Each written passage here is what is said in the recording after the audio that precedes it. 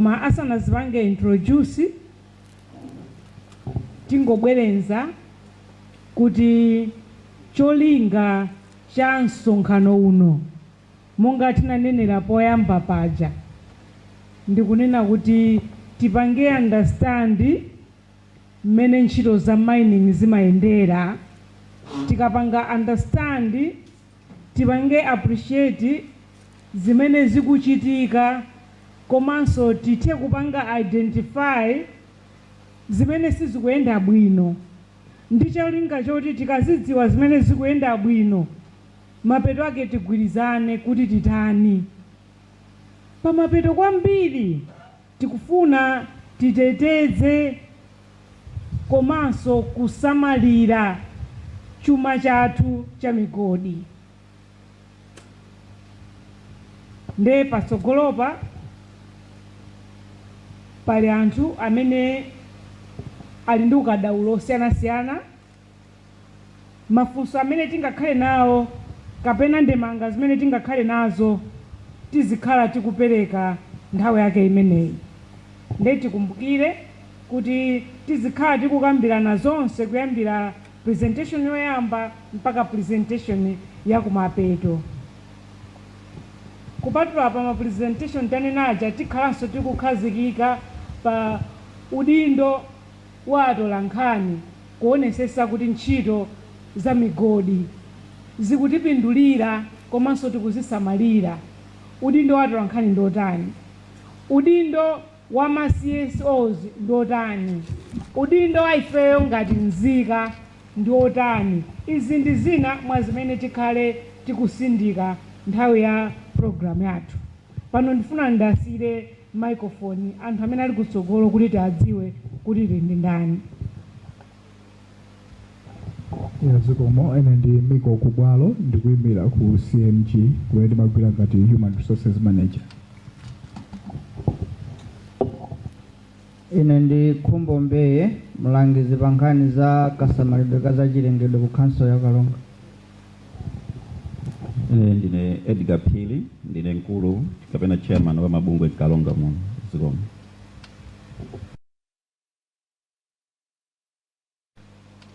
Kugula ntchito Focus Foundation for Community Support Services.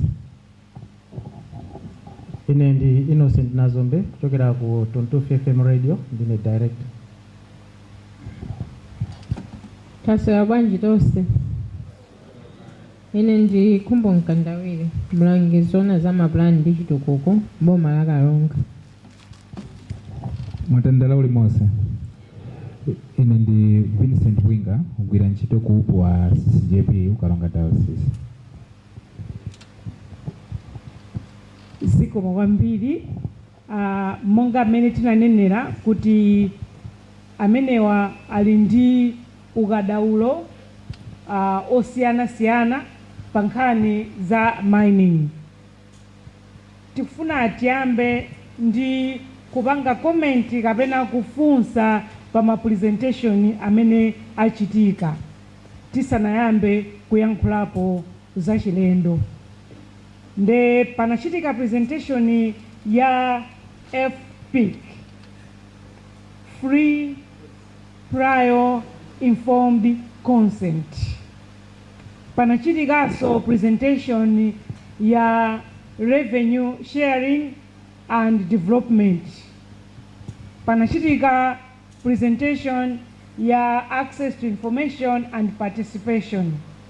Panachitikaso presentation ya Environment and Social Accountability. Nkuteka tindi mafunso kapena ndemanga pa ma presentation amene anachitidwa kutengera kumene tachokera komanso zimene ifeyo timaziona. Ndipange handover ku audience.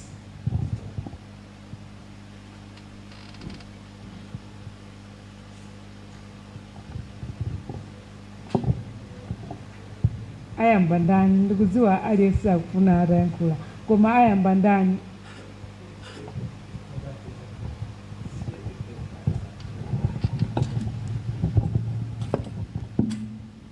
Ewa zina lanene Charles Muleremba mbande DC chairperson nipo fumburane chomene nkumba nirajepo pa presentation ya kuperekekana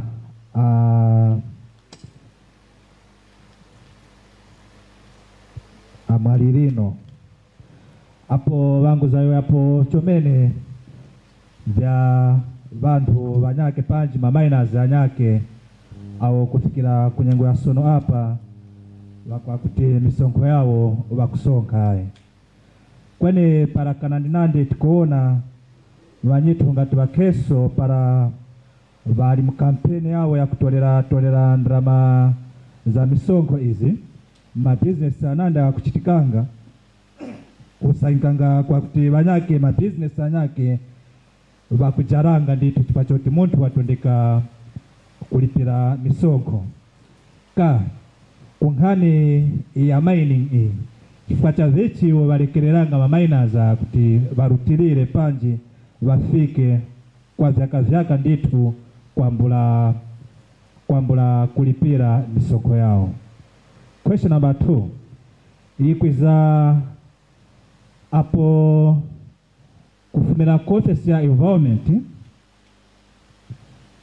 kumanya chapa pa naruwa kweni kwangoza zizikikako na kuyoya uko bangoyoya batata Vincent Wing apo bayanga kwa kuti kunyake uko kule banyaki au kumbako coal mine kweni kwa saikanga kwa kutinga kenso ikumanya cha kwa kuti kumarokura kukuchitika mulimo ngati uu so fumbo likwiza likuti ka apa pa setose sitakala muno ninjani uyo wakugona kwa panchito kwa kuti bantu batizire mu district itu umu bakafike mpaka kufield huko vambepo kumba migodi ya koi kweni isetose hapa tindamanya yao chona.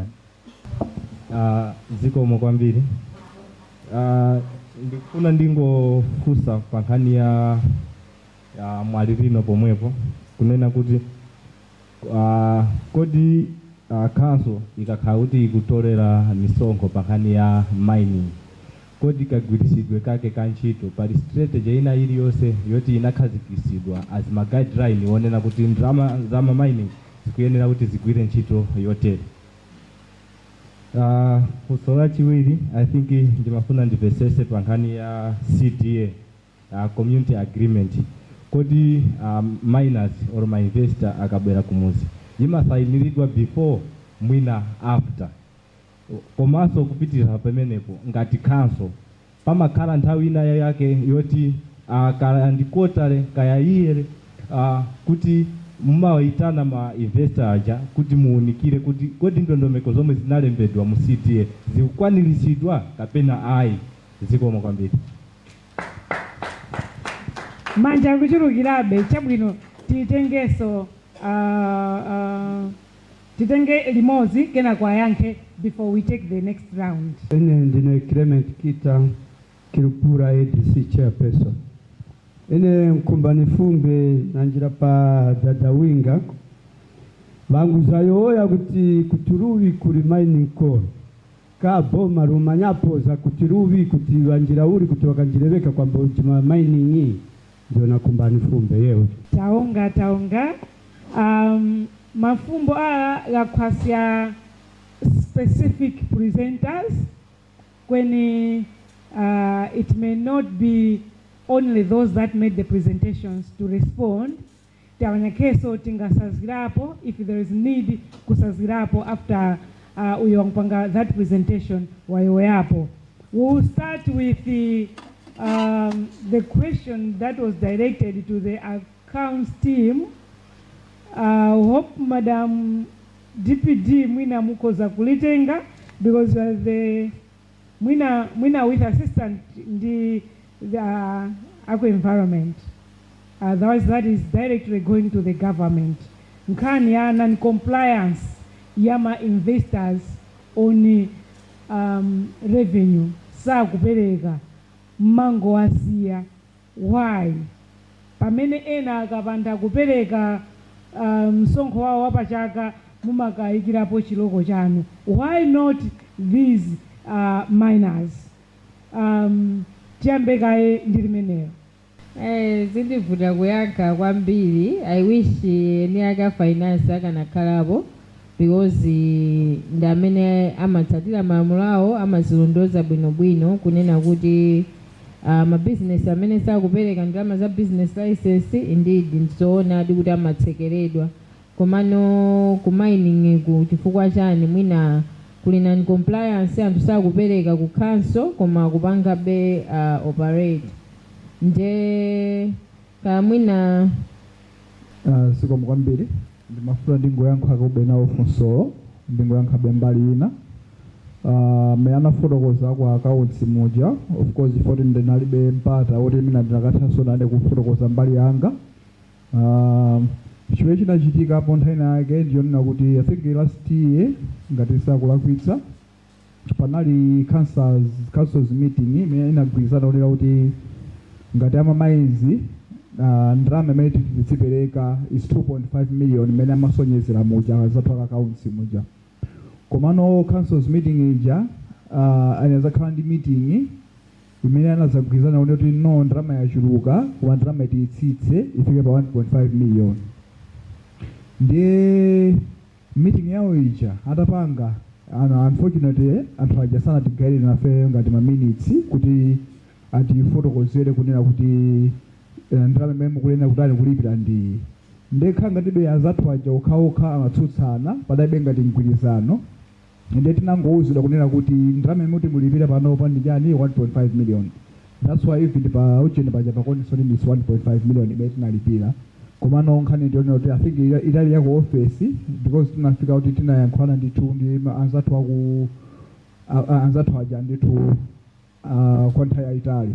Now tunena kuti ngati anzathu ifeyo amigodi kuti maoffice amatitsekera I think imene akuyankhulo amene kokosi kukhalebe kuona chifeyo tinoti ifeyo ngati office yathu tili ndi office pa Karonga pomwepa pa town komano anatitsekerapo if I'm not wrong mwina almost 2 times. Chifoti tinaitisana chani misonkho imasonyezedwa apa ija kutsekako ndithu amatitsekera tatsekeredwapo almost 2 times ndanzathu aja ndithu sikoyambayi chifoti machedu samene kulipira anatitsekera basi tikalipira azatitsegulira koma ndithu ngati wina aliyense amatitsekeranso ndithu maofisi athu zikomo kwambiri. Tathokoza. Funso lina likubwerabe likhuzanabe ndi ku accounts koma lina ndila general koma likupitanso ndithu kuboma. Akunena kuti council looks to be unaware of some mining activities by some mining investors in the district. Linanso makadaba kuti awasonda andani ndi amafuna adziwe kuti kodi akuti akugona pa ntchito ndani anagwiritsa ntchito chizungu chake chimenecho kuti what is happening zumatheka bwanji kuti where pamene anthu akumapangisa kuti azipeza mpata kuti azikagwira ntchito council isakudziwa who is sleeping on duty. Zimakhala kuti zatani kuti mpaka zikafike choncho. Nkhani yake ndionera kuti which office is responsible to track this and why are they not.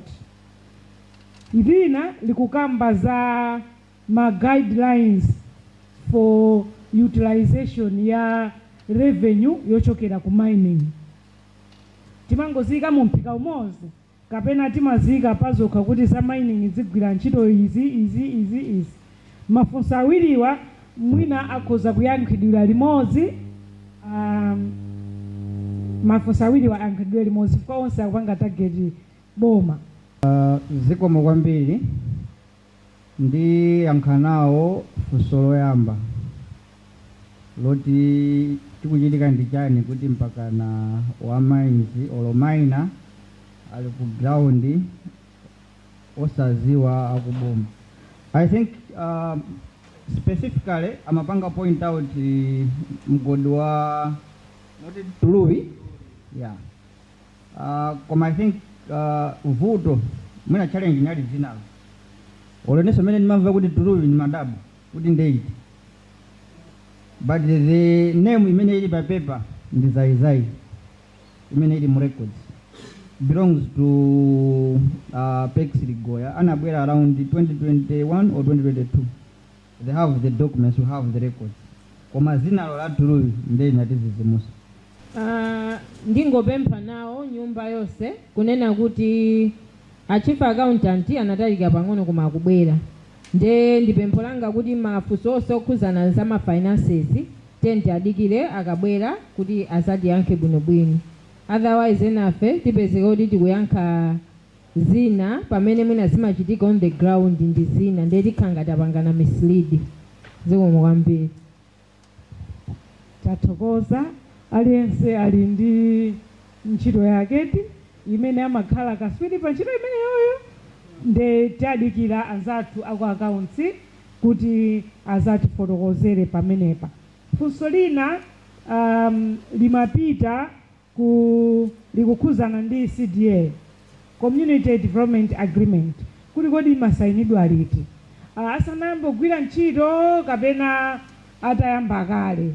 Komanso Community Development Agreement imafunikanso nthawi yake kukhala ndika review kuti kodi zimene tinagwirizana mmene mumu zikuchitika ngati kind of ka pause and reflect ka review. Is it provided for that at some point we can sit down ndikuona kuti zimene tinagwirizana ndi zomwe zikuchitika kapena AI. So funso lokhuza CDA ndifuna ndiasire Vincent ndi bwana Kosa Munthali. Zikomo kwambiri ndifunso labwino kwambiri ndosavutaso kuyankha because zinalembedwa malamulo zilipo. CDA imasayinidwa asanayambe kugwira ntchito mwina ayamba kugwira ntchito. Malamulo athu section 164 C ikunena kuti any large scale mine before they start commercial production they are supposed to sign a community development agreement with a qualified community. Tikakamba za qualified community anthu achimene akukhala 20 kilometers radius achamukumbukira bwana Kosa Munthali anafotokozapo kuti akufika kwa kopakopa kwina kukubale chakufupi ndi kuwenya kunokowa kumalekeza around chakumpata uko. Imasayinidwa asanayambe commercial production. For example, CDA imene itili nayo panopa yakayerekera process ya engagement ndi anthu komanso development inayamba 2020. So from 2020 the work has been back and forth. The council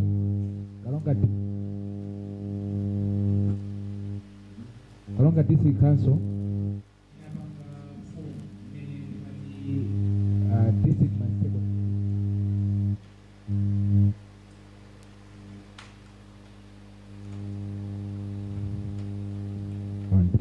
Karonga District Council inapanga form district stakeholder group imene ngati kubabungwe kuma CSOs mlali focus imene to focus was represented by Mr. Sirungwe and CCJP it was represented by Ineo. Then Madam Deputy anali momoso imene nali team inatandizira focus to develop the community development agreement. So for the past 5 years or 4 years we have been working on the document until it has been signed this year on 6 January. So before 6 January tikuziwa tose kuti kukayerekera kuja production sanayambe commercial production sanayambe until our president apanga launch papa. Difunso mene maybe na feso tikhale nalo kunena kuti kodi mene president wapanga inaugurate production, is it commercial production or not? Difunso mene maybe tose tingazifunse komano usually it's mandatory for any large scale mining before they start commercial mining. They're supposed to have a community development agreement with the qualified community.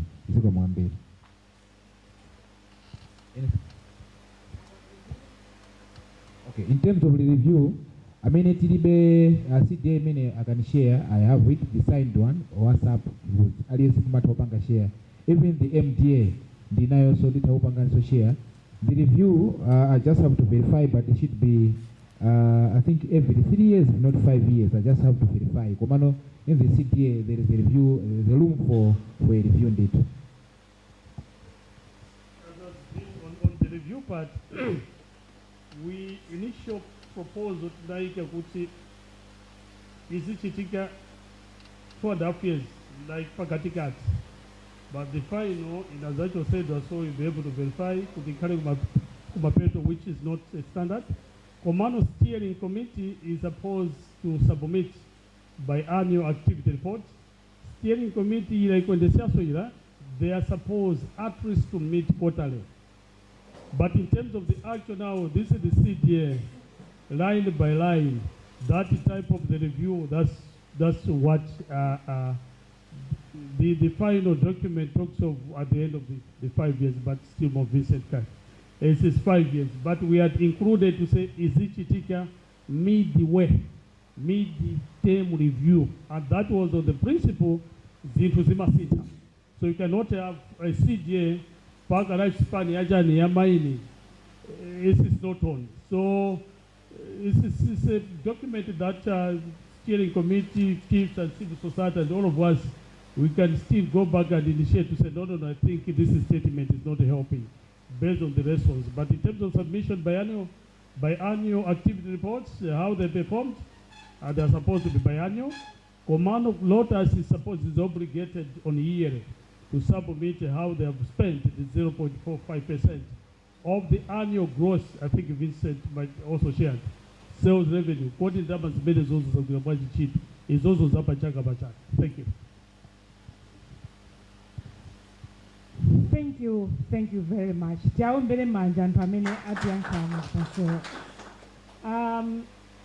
We had 2 questions. Timanena kuti mwini wake wa office ya papa wachoka hapo. Ndiye mwini wake wa office uja watulukira. The questions were munatuonesa mafiga bwana chief accountant amene amaonetsa kuti some of the mining investors are not complying with nkhani ya revenue. And the people here were saying, banji simu kumayikira chiroko amenewa, ama grocery mumakayikira chiroko.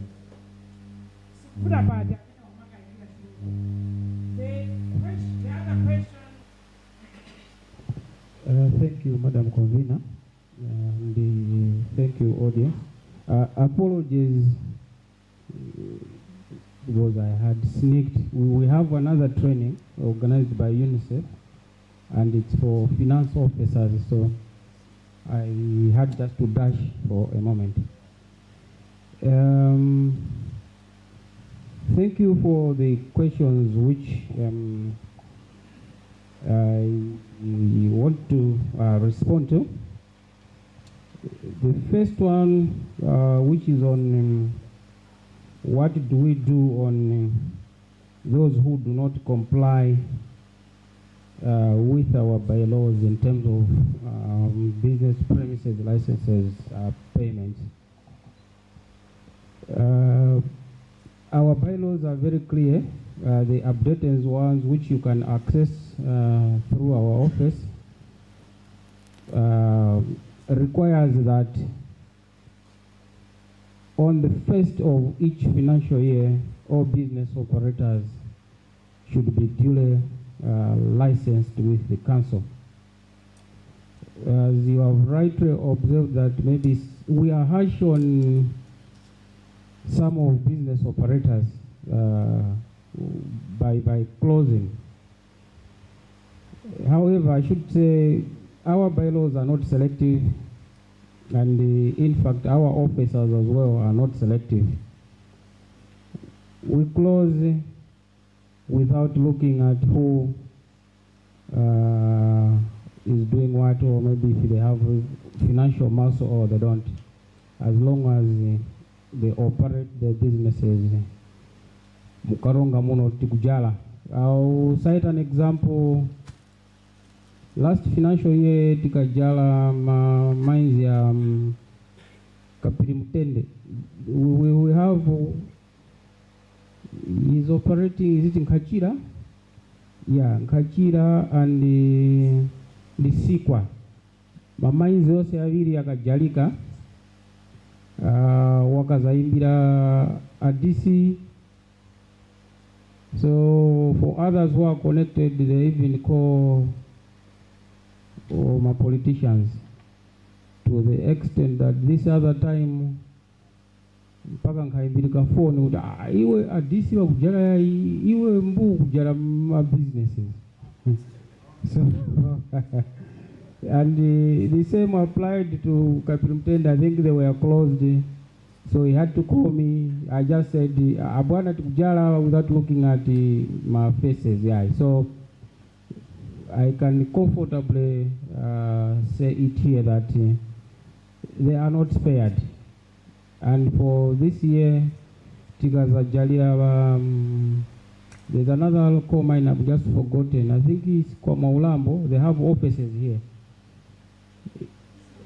Yes. It was closed. They came. I know we're going to pay. They paid. We opened. So we don't spare them. As regards the guidelines, let me be quick to confess that we don't we don't have specific guidelines which clearly stipulate that maybe from 100% then take 40%.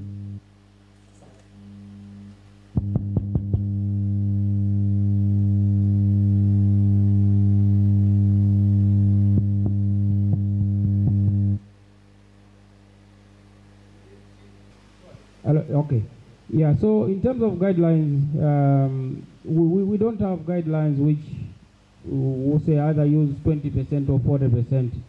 But suffice to say that all resources that we collect from business operators, be it business premises licenses or market fees and etc., they are just put in one account apart from one fund which we generate from the stadium. I wish we had the same guidelines. Maybe as time goes, it's high time, which is a good observation.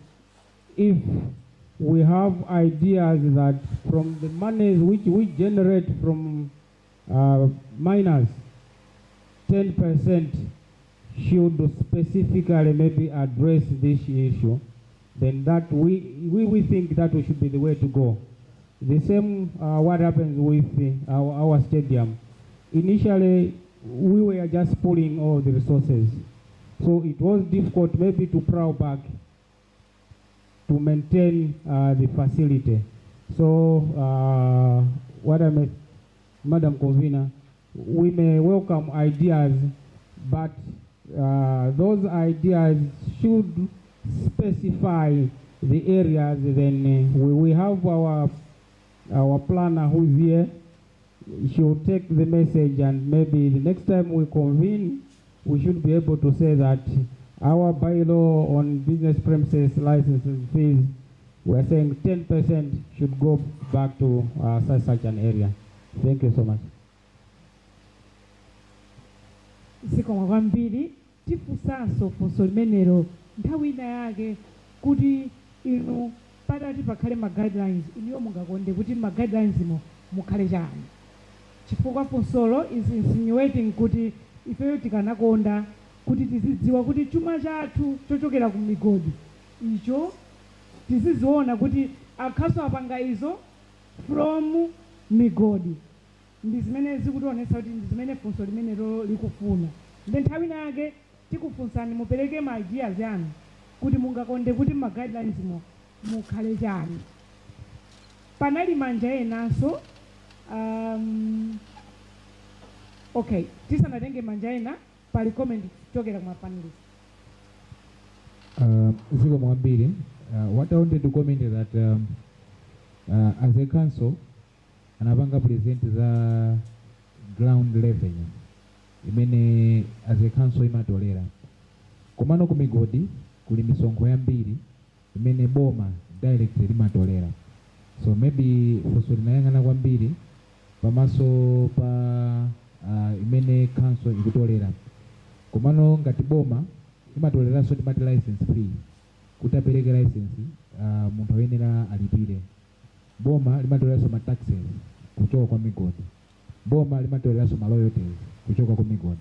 So pali mafee angapo amene boma direct limatolera the central government kwa ilo council doti iliso ili ndi chani the ground revenue yoka. So maybe tikamazifunsa tikamapanga reflect, we should also reflect kuti migodi yonse jatili nayo ija ngati poyamba timanena kuti our GDP ku mining upanga contribute 1%. Ndalama zimenezi zikumakhala bwanji, ndalama zingati zimene zimatolera as a central government to contributing to the GDP, ngati mene tikunena kuti we are trying to shift kuti tidalire nkhani za mining kuti zipanga contribute ku GDP imene tikudandaula nayo nthawi yonse. Zikomo kwambiri. Zikomo nditenge chambire fumbani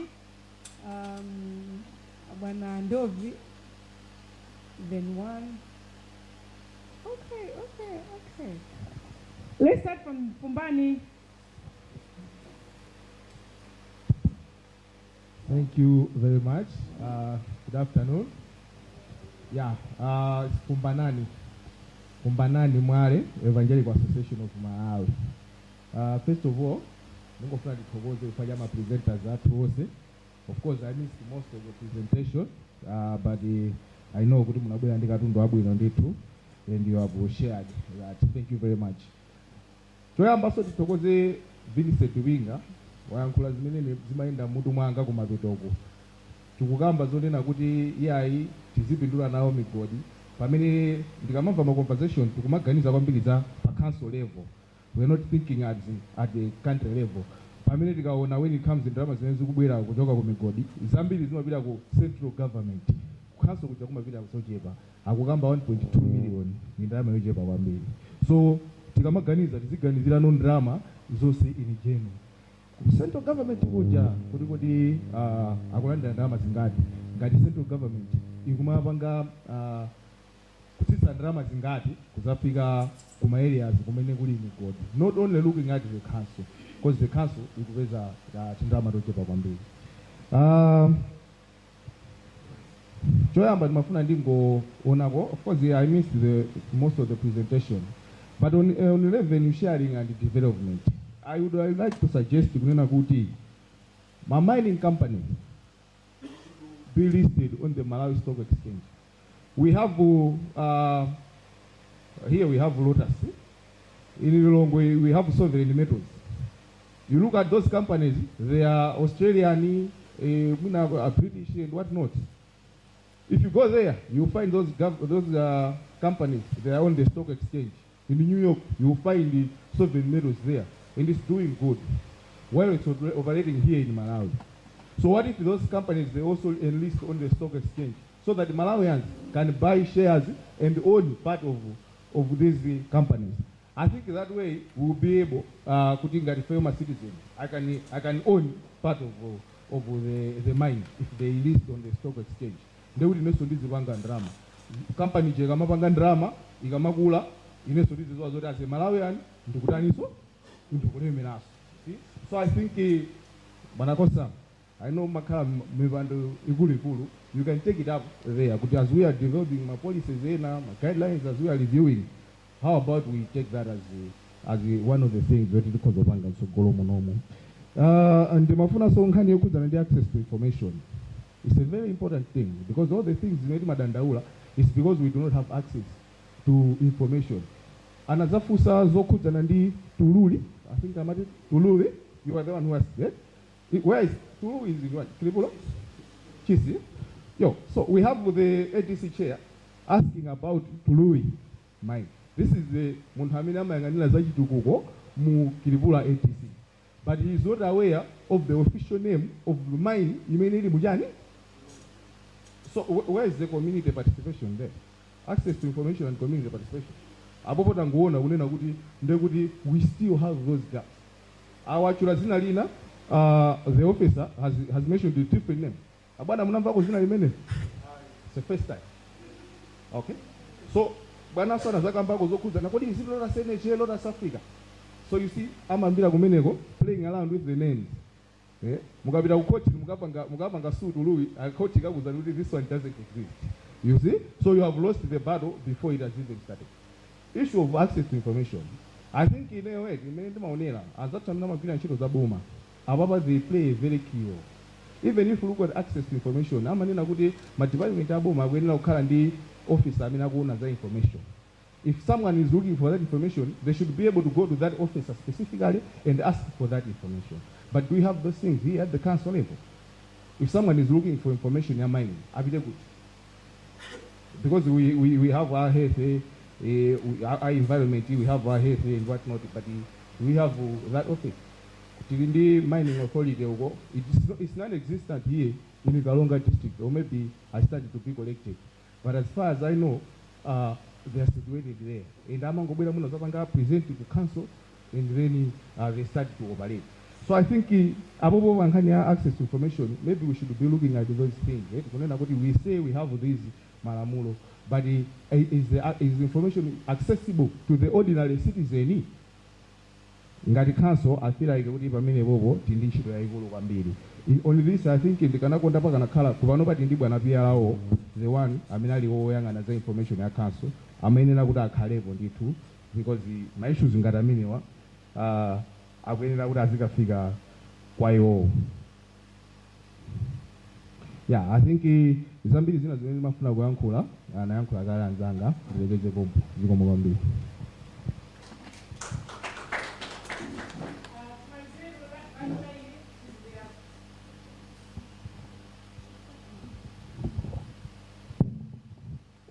Yeo chomene ine ni fumbo vivi ai kweni nakumba ningwerifike waka pankhani ya maini ya ali kukwitu kunu kukalonga zirane ndine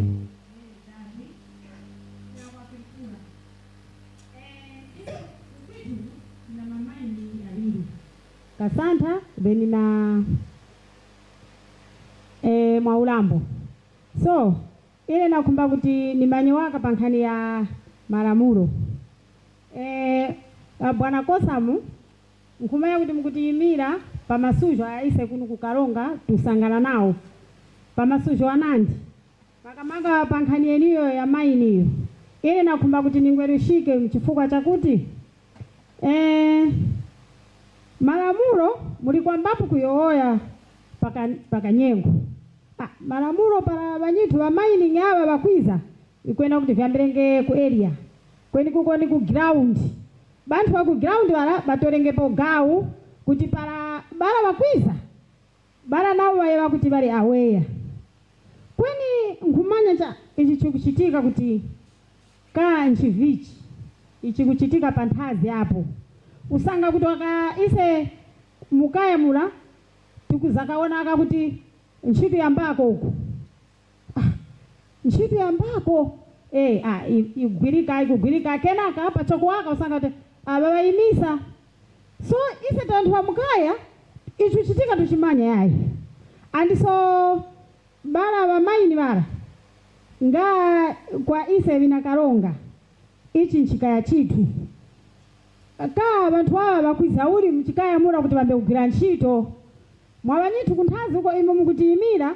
mulipo so kumanja kuti ka vinthu hivi kwenda vikuti uli ndivona kumba kuti ine nimanye makora chifukwa mukaya umutu khala waka ava bayimika ayayi pasono bambaso ayayi mwakuti kweni banyitu abatili nawo baneba balabokhala kula ntchito izi kugwirika kule bakudandaulanga kuti batinangira vakulya vithu bangwanika mayawo bakhutura vinthu vira viheni vira mwaona bangulima vinandi vyakulya banyitu bakudanda abali kufupi na maini bakudandaula so tumanya cha kunthazi uko kweni mfumbu hii nkumba nifumbe chomene badada kosa mthali chifukwa kunyuma uko ise kwa Maulambo kula kukachitika vinyasi viheni chomene wopachitika vinyasi batatakosa mbakatola bugawu na kuta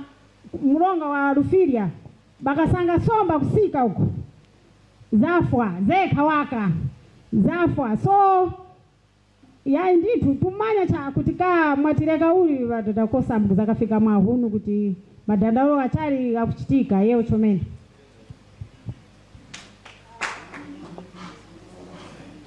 I didn't get the question correctly. Ndeli mene lolo ndipempe kuti aliyankiretu because I will not be able to rephrase it. Ilolo loka aliyankiretu tisana renge enawo. Bwana Kosa aliyankiretu niwena.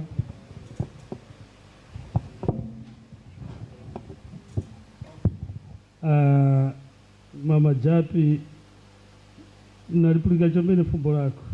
More especially investor all the way from Capitol Hill mwe wali kwa GVH Katumbi kakwenda uli kutasenge ku guguru wamjalira wawelera. How is the coordination from Capitol Hill to the council? So hopefully apa Zoranga bwana maybe Mbeya or na bwana Kombo panyake during their time. I don't know whether wangkolapo. Disclaimer na kuyakale kuti presentation oti when it comes to these issues, whatever I have, even a mafumbo vyose ninavu kwanu, I will still need kuti kanyake maybe you can share. Hani ikusuzia central government and local government council, they are not talking. So for the past since 2005 to 2025, it's just a talk show. In terms of developing this sector, kutinadi kambe kupindulira wakupanga ni seriousness ikusuzia. Na mfumbanga na zombe I missed presentation ya bwana Malirino kuti nanguruwa uti council kitolako ground 11. Then I was like, council kitolako da end revenue. So na zombe shared, and I think really I recall. There is a disjoint. Even by the time when the MEPA approves Asia Baguzanga, the moment of Pereka license, there are a lot of issues at play. Because this large scale investor, yikuyembekezera kuti yichite recruit bantu balinga. Issues pressure to do with nyumba, maji, electricity, our market infrastructure. Central government is supposed to share in advance with the local for planning purposes. But this is not happening. So in terms of large scale investor, nkani zawo zose bakumalira ku Capitol Hill. How they do there, tukumanya vivi socha. Para wakafuma kula mbwe they just fly paga pa ground. When kuizanga zina zazi zai plus nothing. Tulubi.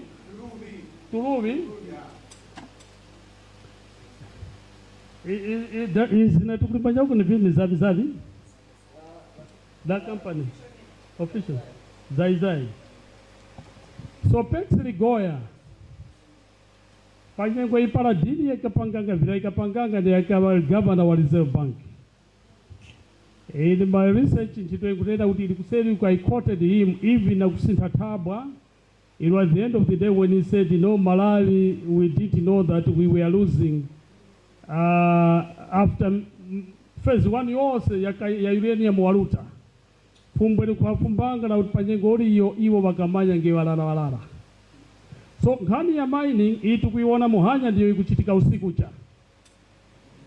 Vinandi vakuchita vantu vava kuseri kwa utizuba likuona yai. So the moment they move from capital, that's why my local councils up to now, Adadambeya is an environmentalist. But where we've been calling to decentralize, Pakana Muhanya is just a talk show. Kukanso walipeleka waka nkongono zoti abwana Malirino wachimbirenge waka uti yonani uyo omatingerwa o gumlichuru. What Fumbanana and what Vincent said, Twitter I don't even have to add. What they have transferred to council, ground, what is the sand collection? Why don't go the walls up Palimpika Nimpa? Varuku Jalanat Maki to Atuakuti, they don't want to move, but we've been calling about reforms in this sector. Serious reforms. Ukukosa Wagudipurika didn't know there's a TV on live, somebody called. But I think we want to use the same platform. Our president, Dr. Chakwera, you have made a lot of reforms in terms of how do we move forward.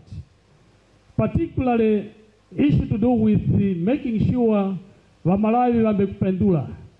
Currently, we have the Malawi Mining and Mineral Regulatory Authority.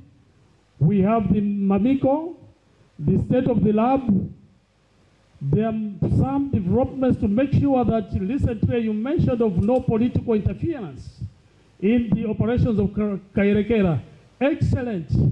But we would want to embrace, call upon you, Excellency, that there's a lot need to be done. Capitol Hill cleaning that mines department, we need more than what is happening today. Issues of integrity, issues of corruption. Because Capitol Hill, what is it that people are going to benefit?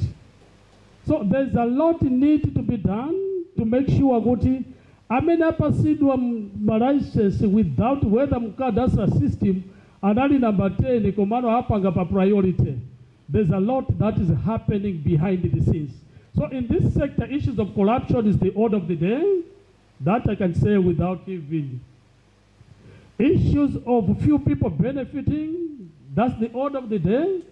But at the same time, where they would go for divide and rule, the only what we can say without fear is we have seen some political shift in terms of transformation, where the president himself can talk about corruption. It means there is indeed stinky corruption in the sector. So, the only thing what you can do, take your stand, what Vincent presented through the FPIC. Don't even be violent, but just take this task, if one is called Vazivazi, Kenako is called Siasia, tomorrow you'll be hearing here. So we are tired of such names where they keep on changing goalposts. So our role as a civil society in summary is to continue defending the vessel mineral reserve. Malawians are poor, but Malawi is richer than even other countries. Mulungu akanakonda bwezi mamino oseo ata ika ujani kumaiko kwina. So those minerals, they are God given. While we appreciate that the ground ujeni according to the new land law, mukakhala kuti muli pamalo pamene popo, all underground minerals, they are the property aboma. Komando inuyo chomwe tizipitiliza is about raising the same flag, being a whistleblowers, but at the end of the day, we shall still continue helping each other going forward. Lastly, the issue of the Rukuru, I think you have every, I think it was just a comment.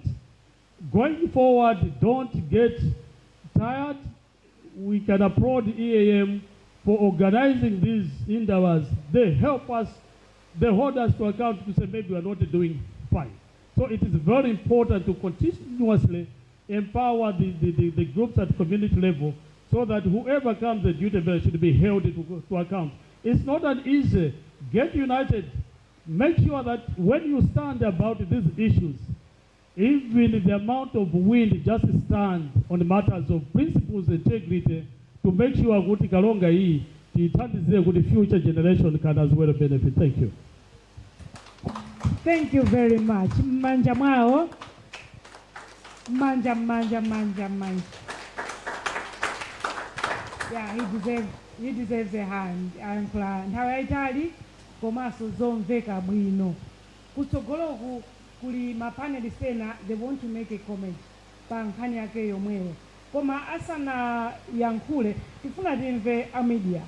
Bwana Kusa Mumphali ayankhula ngati siso kuti siso ingathandizire bwanji pa nkhani zimenezo. Media, do we need you in this area to help us? Yeah. Media ndiofunikira kwambiri pa nkhani zonse tukambazi. So mukayang'anisisa kuyambira pamene zambo kambirana paja, we are noting that we have a communication problem. Kuti there are people who have information komando sakuchita share. Naso akuifuna information koma sakuilandira. Ndiye tikabwera mawu a communication kumene anachokera ku Latin kuli amati communist. So communist is to make one. Tonsefe at the end of the day tikufuna kuti tikhale amodzi, tiyendere limodzi, tipitire limodzi. Komanso communication yomweyo tikaitengera kuliwu lina loti communicare ikutanthauzaso kuti to share. To share kapena to make common. So information yonse tukamba papai tikunena choncho chifukwa choti mwina sili common, so we are not able to share.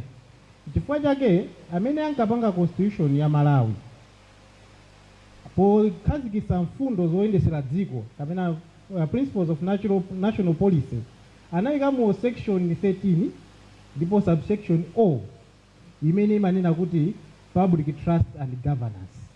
So pafundo imeneyi anayikapo kuti anthu akhale transparent komanso akhale accountable. Akatero pakhala public trust ma institutions ajani oyendesa boma. Choncho tikaonesesa tikuona kuti nkhani yayikulu ili pa kugawana mauthenga. Kodi mauthenga awa amagawidwa bwanji? Nchifukwa ino ifeyo media tikutani tikubwerapo. Media kapena medium ili ngati khala pakati, intermediary. Ya pakati pa anthu amene ali ndi information ndi anthu amene alibe. Koma information jakuitani akuifuna. Chifukwa ifeyo media timatani timabwerapo. Ndiye kunkhani ya migodi tikayang'anisisa bwinobwino pali ngati battleground.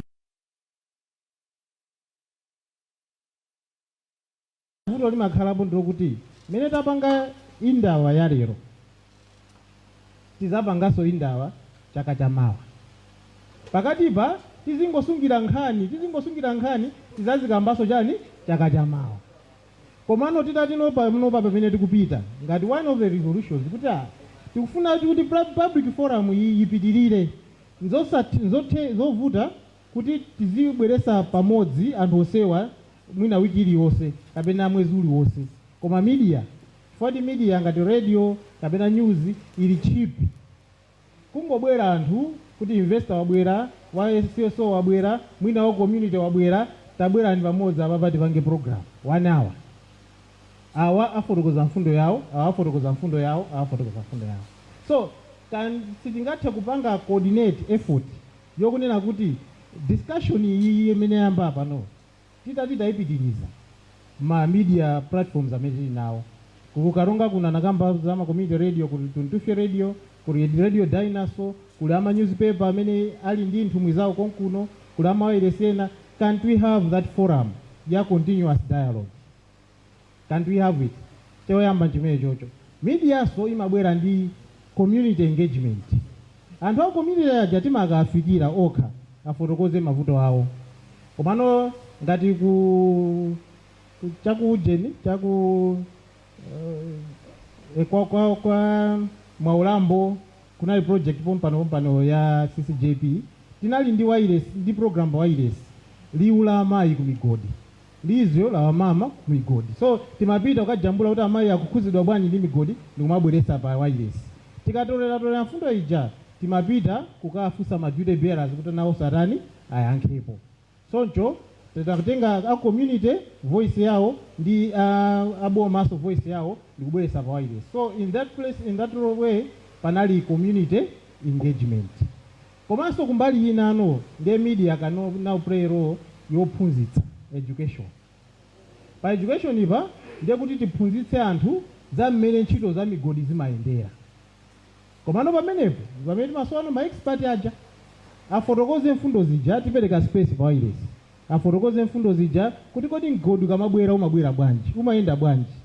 So titakhala kuti tikukamba nkhani za migodizi kuti umabwera bwanji, zimayenda bwanji, wiki iliyonse kapena tsiku lililonse nkhani imene ilo wanjani mitu mwa anthu. Andaziziwa kuti mgodi umene wabweramo funso lomwe tikuyenera kufunsa ndilakuti.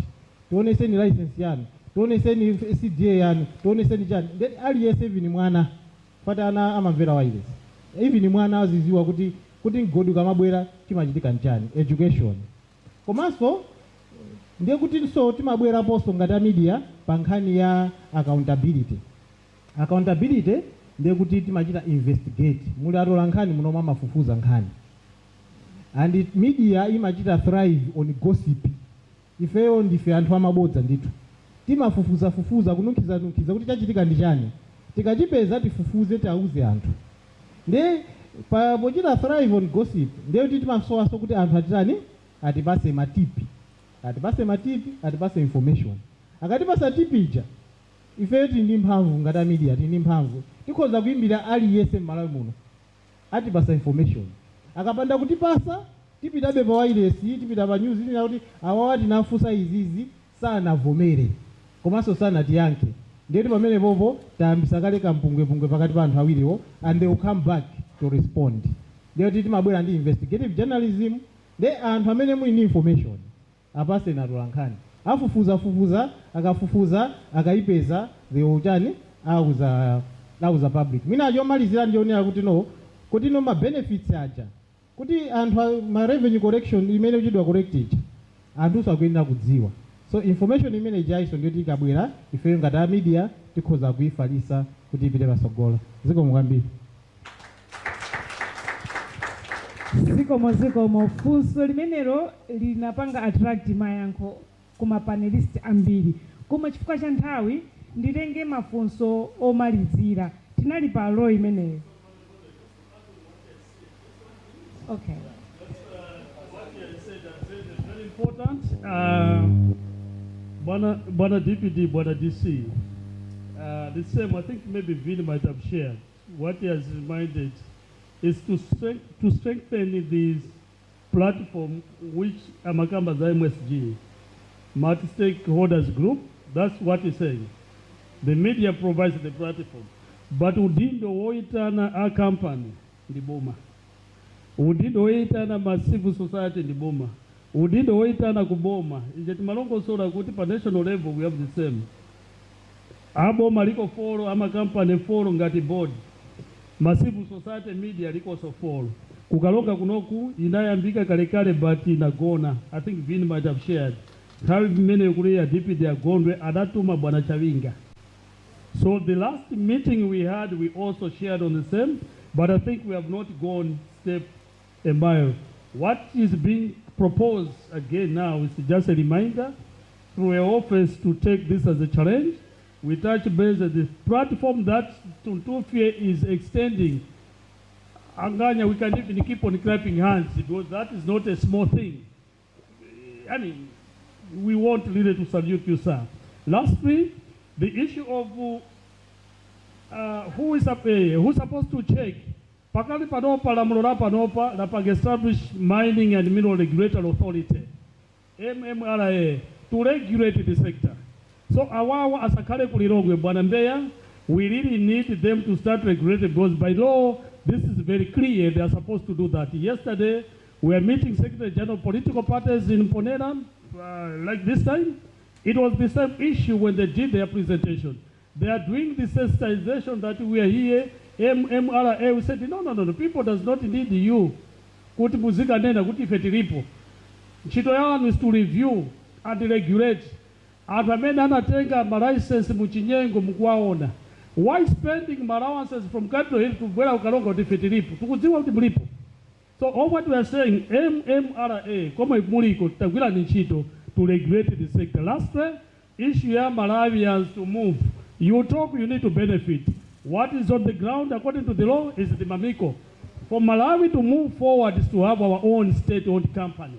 So the Mamiko, that's the way to go in terms of establishing kuti companies in us zizata nditu kunjoya kome zikutizuza papa through such a regulated company like Mamiko. Thank you, Madam Moderator. I wish we had the whole day for this. Ndizabwino eti? Koma my apologies. Tingomaliziratu mafunso. I beg you to keep your comments. Mupangire limosi ndi mafunso omalizira. We were on that Well, one, and then after you, 3, 4. There's somebody here. 5. I'm taking 5 last comments or questions. Yeah, I'm Fasani Mugakama from the environment. Yeah, my question is, the audience itself, we are talking about mining.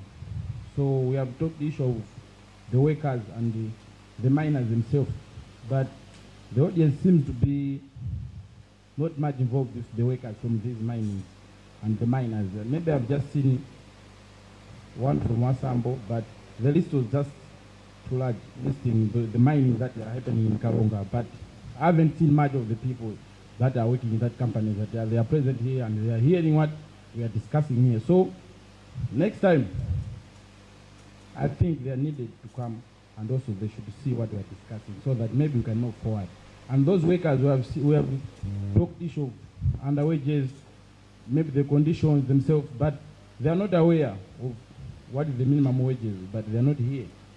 So I think next time we should invite those people in this meeting. So the last question is, I saw a picture on, I think that the first presenter, those pictures like the environment degradation,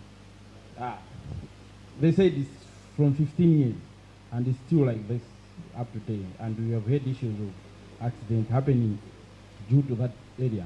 But my question is, who's responsible to restore that area until today? Is this the one that they are doing mining? Is it the community? Or we are waiting for a natural process for itself to recover? So the question goes to maybe the environment or the other department that is dealing with such kind of issues. Thank you.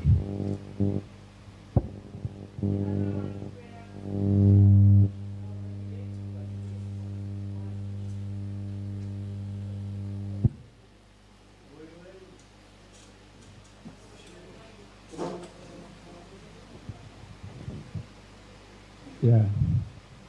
Fumbolane likwiza pa environmental na social accountability pa nkhani ya migodi omutayoyera sujo ili lilipo kumgodi wa coal uli kwa Kirupura huko ichi kuchitika nchakuti mgodi uli kuchanya deni kumusi bantu wakulima maji ya kuzuranga chomeni panyengo yafika para vula ikuwa ichi sono chikusangika nchakuti mipunga itikulima.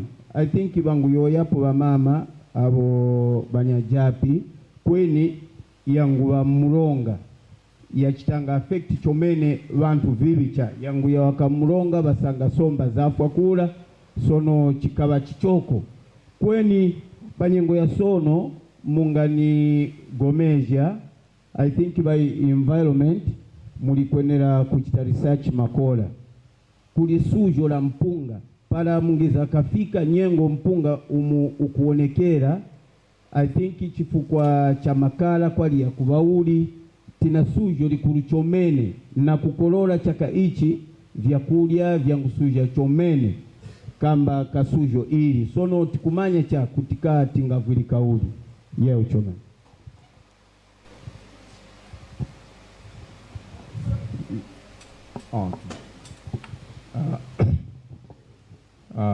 Zoma kwambi jina langa ndile Yahya Milanzi. Fusolanga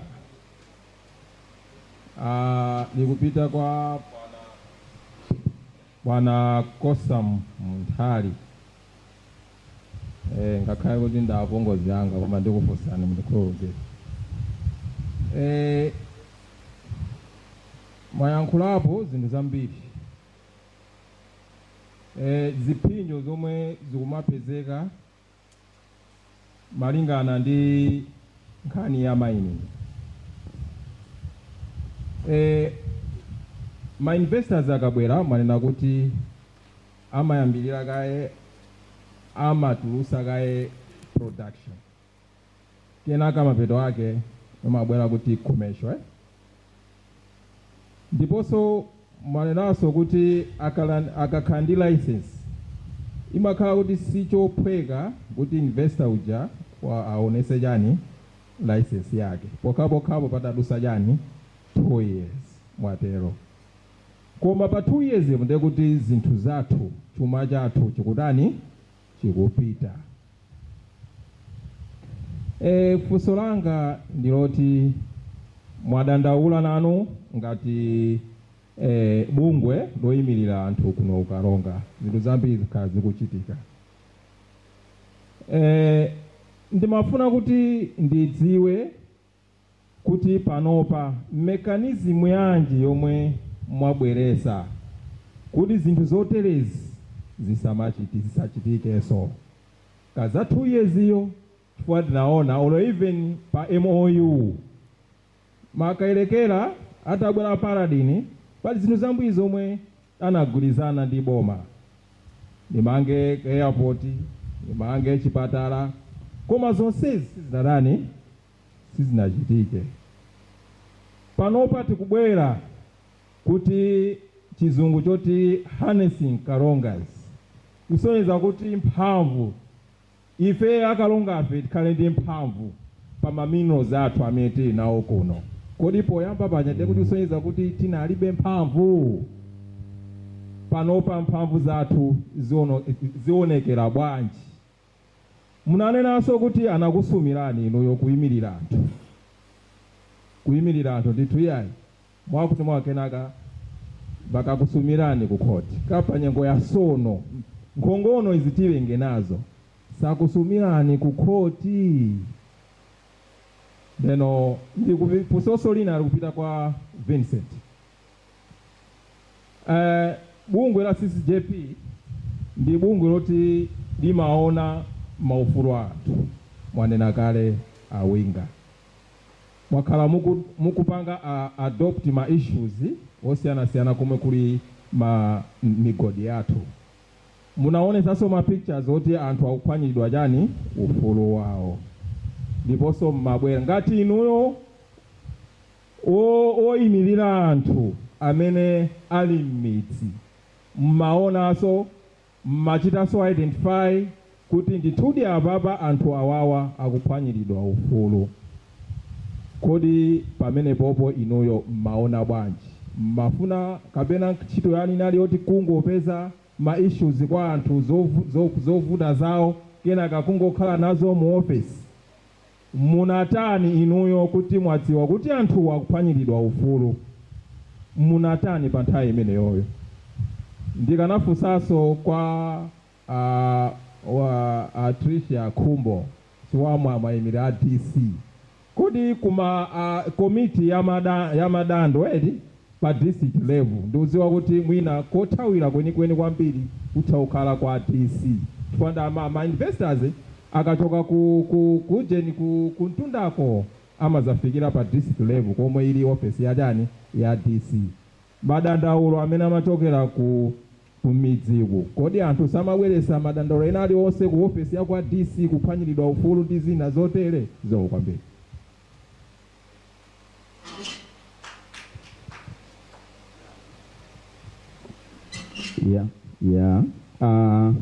Zina anga ndine Makrini Nyirenda.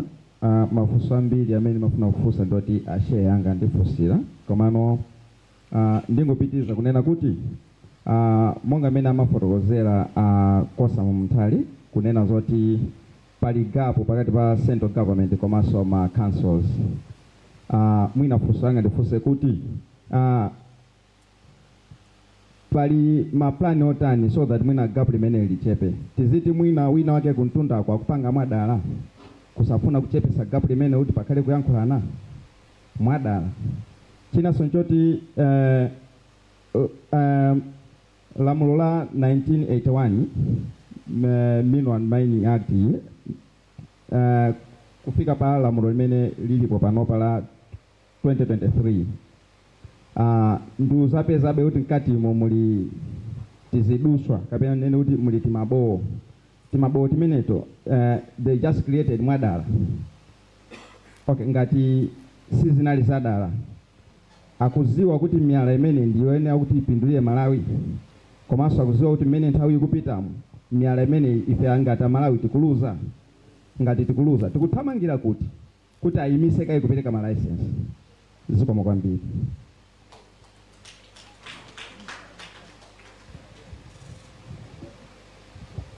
And the last one.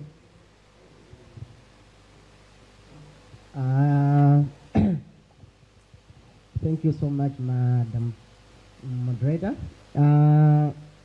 Of course, inayo mafunzo amene ndinayo nawo analipo awiri, koma I think inayo ndi imeneno azinzanga ayankhulapo kwambiri. Koma funso langa loyambirira ndimafuna kuti ndifunse Madam Trisha amene akuyimirira abwana DC kuti kodi as we are progressing kutsogoloku, we don't know maybe for how long, is there any room of devolving department ya mining? Because tikuona kunena zoti there is a very huge gap anthu sakudziwa chimene chikuchitika. That's why tikumayankhula kwambiri nkhani za kuti wina wake wangochoka kulilongwe then kenaka ukafikira ground pamene pa council ndekuti akukhala kunena zoti maybe wangomatana ndi anthu awiri then kenaka uno ali ground. If somebody comes in at the end of the day kupezeka kunena zoti akumapatsidwa manambala maybe kuyamba kumayimbiridwa amafoni ndi anthu osadziwika bwino. One. Two, on presentation ya ma CDAs, timakambirana nkhani ya large scale mining ndi imene takhala kuti tikuyiyankhula kwambiri ababa. Koma as of now, ndinamvapo abwana Muntali akuyankhula kunena zoti kuwiriroku we have band ya copper, of which as of now mmene tikuyankhulira panopa or even in near coming days timvaso kunena zoti ma conflicts they have arised just because kuli chipwirikiti kwambiri awakufuna.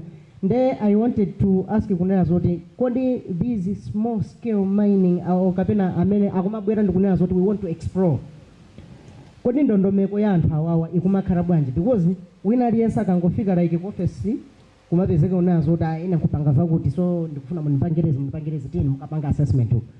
So tikumafika pa size yoti tikumabalalika kuti kodi which one should we help, or kapena ma small scale mining explorations anthu ma investors yo akuyenera kuti azisata ndondomeko yanji kuti zinthu zawo zilongosoka. Zikomo kwambiri. Tathokoza for all the comments and all the questions. Apa tikufika ndi pamapeto. Pali mafunso amene akupita kwa osiyanasiyana amene ali pa panel pathu. Mafunso ena akupanga target ya boma, mafunso ena akupanga target anzathu amene ali ku ma mining communities, mafunso ena akupanga target amene akonza msonkhano umenewu, komanso ena akupanga target ma CSOs. Ndiye tipereka 2 minutes kwa panelist aliyense in front here kuti muyankha zimene zakhuza yo area ndi abwerezanso, ndipo ndikutchulani kuti niyo zikukhuzani ndi any other last comment imene mungakhale nayo as we wrap up our panel discussion today. Nde ena wanali ma comment I will not repeat them. Komano panali funso loti there was a picture imene imaonetsa degradation after the mining activities. Who is responsible for the restoration of that degraded land? Imeneyo tipempha kuti abwana ku environment bwana Khumbo Mbe muti yankako kuti who is responsible for restoring the degraded land in your concluding remarks as we finalize our panel discussion. Fusolina limene titafune kuti apange comment amene akupanga represent ma mining committees anena kuti muno takamba zambiri zokhuza ma workers aku mining. Why are they not here? Uthenga umene tikuyankhula panopa ukukhuza anthu amene according to him munomo mulibemo.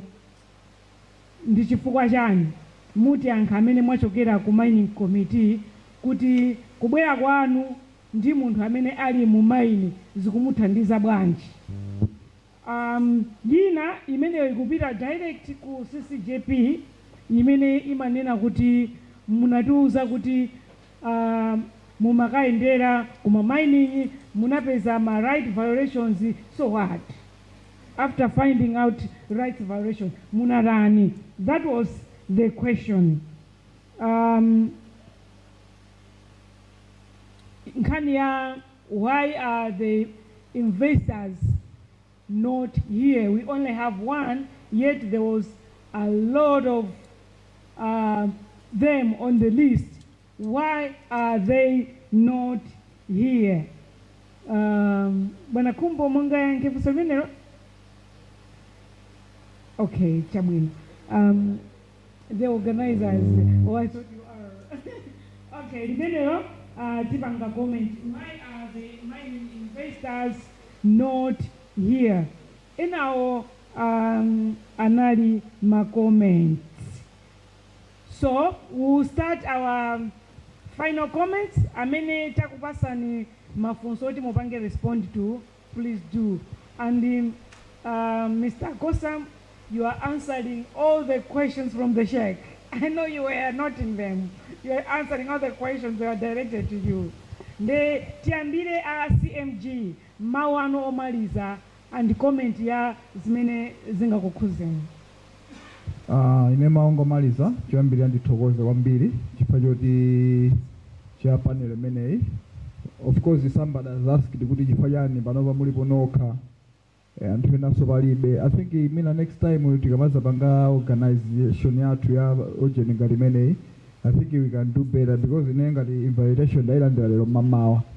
So you can see kuti nthawi sona ina yochepa komada I still had to come. Chifukwa tinazoti it's very important kuti tibwere tizakhale nawo limodzi. Ngati CMG fe we are very open kuti zinthu zathu timafuna kuti tikamagwira ntchito tizipanga limodzi ndi anthu ngati mu community mwathu ndi mwa senior GPS Chikatumbi ndipo timagwirako ntchito. We are very open, timafuna ndithu anthu akakhala kuti ali ndi ma issues nafe abwerere pamodzi tikhale pansi tikambirane. Mbuyo ngoti makhali ndi ma issues ndi nkhani zokhuza kutitsekera misewu and the like, komano panopo akanise kuti pali great improvement kwambiri. Komanso nkhani ngati za CSRs tinawo ndithu zinthu zingapo zimene timatani timapangamo. Tikakhanaiza ndi mavuto ena timatha kumana ndi azathu ngati CCJP wa timatha kumana nawo bekukambirana amathabe kuti pasa ma-advice osiyanasiyana. Koma all in all ndingothokoza kwambiri chifukwa choti meeting inali yabwino. Meeting ndi yabwino funa di next time tizakhalepo dinonse mamaini tonse tizakhalepo. Ife anthu athu so far tili pa minimum wage rate tikwalipira ndithu ndalama yochepetsetsa imene munthu wathu akumalandira is 126,000 imene boma lavomereza pompano ndithu ndi ndalama imene ndithu anthu athu akulandira. Ngati munthu angalandire ndalama imene yochepa sizingatheke because ine ndikuyankhula ndi ngati HR amene mayang'anaso zokhuza ngati payroll ya CMG. Zikomo kwambiri. Zikomo kwambiri. Ndiyamba ndi giving feedback pa my issues amene aperekedwa, and then I also have a comment kumapeto. I think pali ma issue awiri yaku Maulambo mine imene inali m'manja mwa Eland company, komanso I think kwachidwa za kukasantha kuti madzi are getting polluted, mbewu ndi somba maybe zikuonongeka. Yeah, Maulambo, as we are saying, kuti the mine which was disbandoned or inasidwa more than 10 years ago, and the panopa company ya Erandi, we cannot track it. koma it's like kuti ndi nyumba yomwe mwabwera wakubayo wapita. So what do you do? Can we track wakuba? If it is possible, if you can track wakubayo, then we can tikuzoka mutenga, bring him to us. Koma anapita watisira mavuto. It's up to us. We are here. We find means kuti kumene kujatipanga rehabilitate more time. And maybe that's why malamulo apanopa amanena kuti pakakhala mining ngati mene lili ya open cast, let's make sure kuti akamakumba side kumapita side ina pamene wachoka basa napita side ina, let's make sure kuti koyambilirako wakuitiratu. So it's responsibility yatose kuti when awawa akamagwira ntchito zawo, let's make sure kumene athana nako it is rehabilitated, because akapita is hard kuti tikamusake azapange zomwe walakwisa, because malamulo amanena kuti the polluter has to pay. Amene waipisa zinthu ndi amene atani akonze. Issue ya kuonongeka kwa madzi kukasantha ndi mbewu, ma challenges awo we know them. Takhala tikuyenderako, takhala tikulemba maripoti, tayimisapo mimojeni ma coal mine, but it seems the miners ndi amene sakusintha. I remember tinaza imisapo coal mine, they only just managed kulipira fine koma the mess sana ikonse. And ma challenges ena amene tikukumana nawo tikamapanga monitor ma issues awawa pali zinthu zambiri. One, just right away mukamapita kuti mwapanga monitor, mwampasa warning, sakusintha, mwapita kukaseka mine. First thing you get started ndi anthu ogwira ntchito. Vana vitu pamamaliyesa ndiwe. While you are improving zinthu zoti are affecting you. Koma the first comment that you get, vana vitu pamamaliyesa ndiwe kunyumba kwako. So it's a matter of us as stakeholders. When we are doing these things, I think tizikhala ndi mind imozi, ndi picture imozi, ndi focus imozi. From there, I think chief accountant could also get calls maybe from NCA, because most of these mines, NCA, Ndandari. You also get calls from NCA, Migodi, or even maybe sometimes toka ma community as Sogole. You get also ma communication kuti please pangani zinthu zoti goduja usegulidwa anthu athandizidwe. So it's a matter of many issues koma nkhani ndiyoti we know my problems, we are working on them, but we need to work as a unit. Sakhale ngati kuti ukusolva mavuto apa nyumba, but we are solving our own our community problems. Yeah, I think the other thing was lack of information sharing. Ngati ziti mene ndikunena apa zoti mina migodi ina nasekedwa apa because of my issues za compliance za environment and social. Mwina anthu ena samaziwa, but we have the records we can share. Koma mwina the challenge was the information was not shared in my communities. Yeah, I think kumalizira comment yanga relating the theme ya Indaba yatu kuti are we benefiting from the mines. I think mines mumachitika some developmental issues, ngakhale mwina zina zimakhala zochepa, but lack of sharing the information. Mapeza kuti ena amathandiza ma school blocks, ena amathandiza mwina nyumba za anthu achipatala, but we don't share with our communities, so they don't know what little things mina ma companies wa mapanga. I think in the immediate pamene paziko.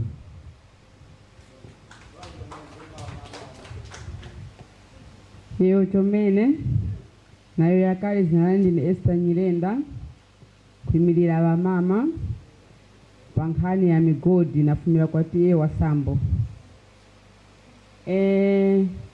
Pafumbika mafumbo anandi yazoleka kweni nakumba kuti nididimishepo chomene pankhani ya ise ngati wa komiti ise wa komiti wa mining tina ntchito ikulu chomene chifukwa ati wamkhala pakati pa ma investors na community.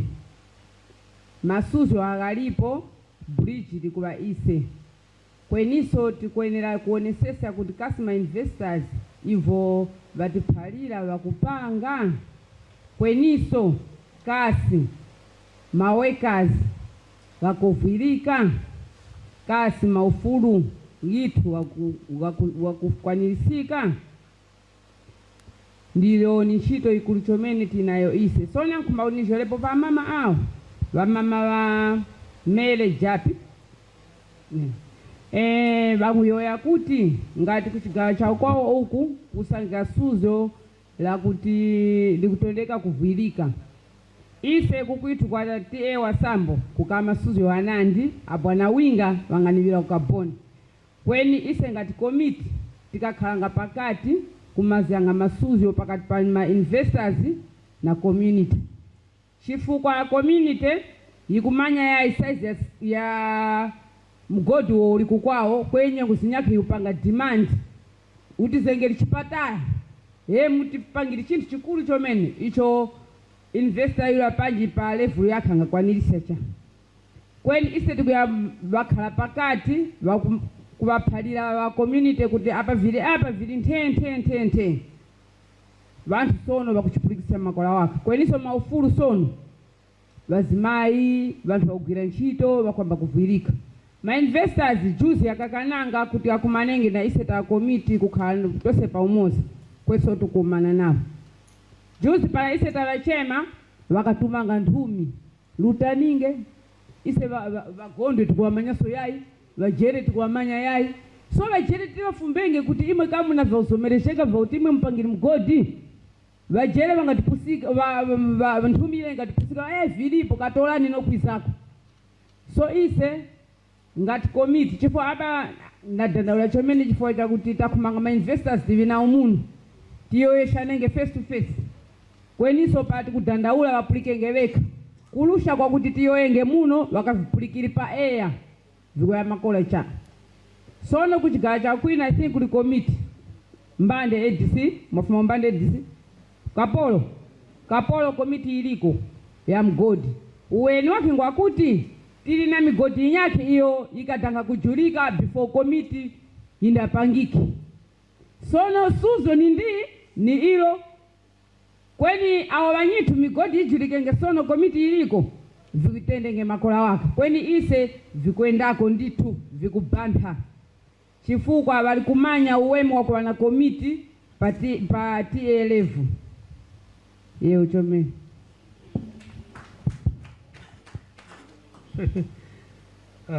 Thank you. Wedu bwana uje na amalongo sora nibakusa vili kuti ndi kampani ya kukwaka tumbi palina yake uti mwini wake amatusa paka futi kachane anyway then bati kwa katumbi when my brother there was contributing, but no, I'm told. Thank you, Bwana Investor, that you came. A quick one, as I've been responding to Sheke, maybe Bwana Mbeya can also help. He has presented very well, I think has made my life. Kani ya rehabilitating ya Wujen ku Maurambo. Maybe if the community may not have the answer, Timatamangira Uboma. Because my death traps are made kwa Maurambo, if that's what being presented. Maybe it turns the community is at all pekuremba kupempa boma. And Una Ajani through your officer. I know you're very passionate about environment. So if it's the polluter pay principle stands as per the EMA, it is in the same spirit because company and any Agaripo, even those Malawian directors are here, why can't we just flag their names and be held to account? So let the community petition, that in my death trap, the only solution, let the government come in. So I think through engagement, but we need to put it next year, timbe kuti anduna onako, boma yatiuza chochita, because otherwise kumuza antu sanga yabe kuyuza makasu, kuti akukakwirira zinthu zimene zichi. If that also will also remain kukayerekera, kuti kodi tikapangaso chimodzimodzi in terms of maujeda amene ali kumene kuja, I think that will also help. Quickly on what Bwana Shehe was saying, antu njala zafikapo. The quick one, Bwana Shehe, devolving, I think hiyo ndio ya Bwana Deputy, I cannot answer that one. Komanda, I think anafusa nkani ya production versus commercial. Kukayerekera kodi zomwe tukumvazi. TV chiticho. Kukayerekera what is as of today, autayamba production. Sanayambe commercial production. Funso romwe tiri nalo tonsefe. Commercial ayamba liti. So if this Indaba, through you, Madam, at DC, ititengereko funso limene kukayerekera. So that antu awawa tiziwe. Kutukoti pamene tiyambire kuona kuti CDA yatu igwira ntchito dilitiro. Because apapa ngotisi ya malere. Ndetibwerera kuma sample collection kuja. So we would really want to, I think it's only the DC, then we can follow up, then maybe we can find other means to engage. But production is not in the Act. What is in the Act, Section 164, subsection 5, commencements ya commercial. Ndeko koti, anena kuti effective for production. Commercial sanada, situpanga business. That's a bit tricky. President angasegure God wa production. Not commercial, the president has always been saying atuapindule. So hii ndikani yoti ilembedwe let us use it to Malawi. Vina Karonga cheni kuti ayamba kutani for now. Issue ya section ija manena kuti mechanism yanji ija ndilamulo la Mines and Minerals Act section 41 yomwe ili ndi section ya confidentiality, secrecy, report data and information anthu asaziwe ku Malawi paka company yalule 2 years. So ni chinthu chotili malamulo ndi anzatu amene anapita ku parliament. Tidayesa ukamba nawo pa 12 December 2019 pamene makwana quarter to 12 masana wipanga pass. They didn't even bother to do this these amendments. But after we spend our energy, how do we move forward? Ma MP panopa kupanga campaign, we can make a difference. Through my debate ajakupanga court NMP komwe apita, is he aware about this prohibitive clause? Gata kunena kuti information yake ndiya ya exploration kuti yo sitting apange review, apange clarify. Komangolemba data information and reports shall remain confidential as long as that license is still active by the DPD for 2 years. So can we as Indaba under the leadership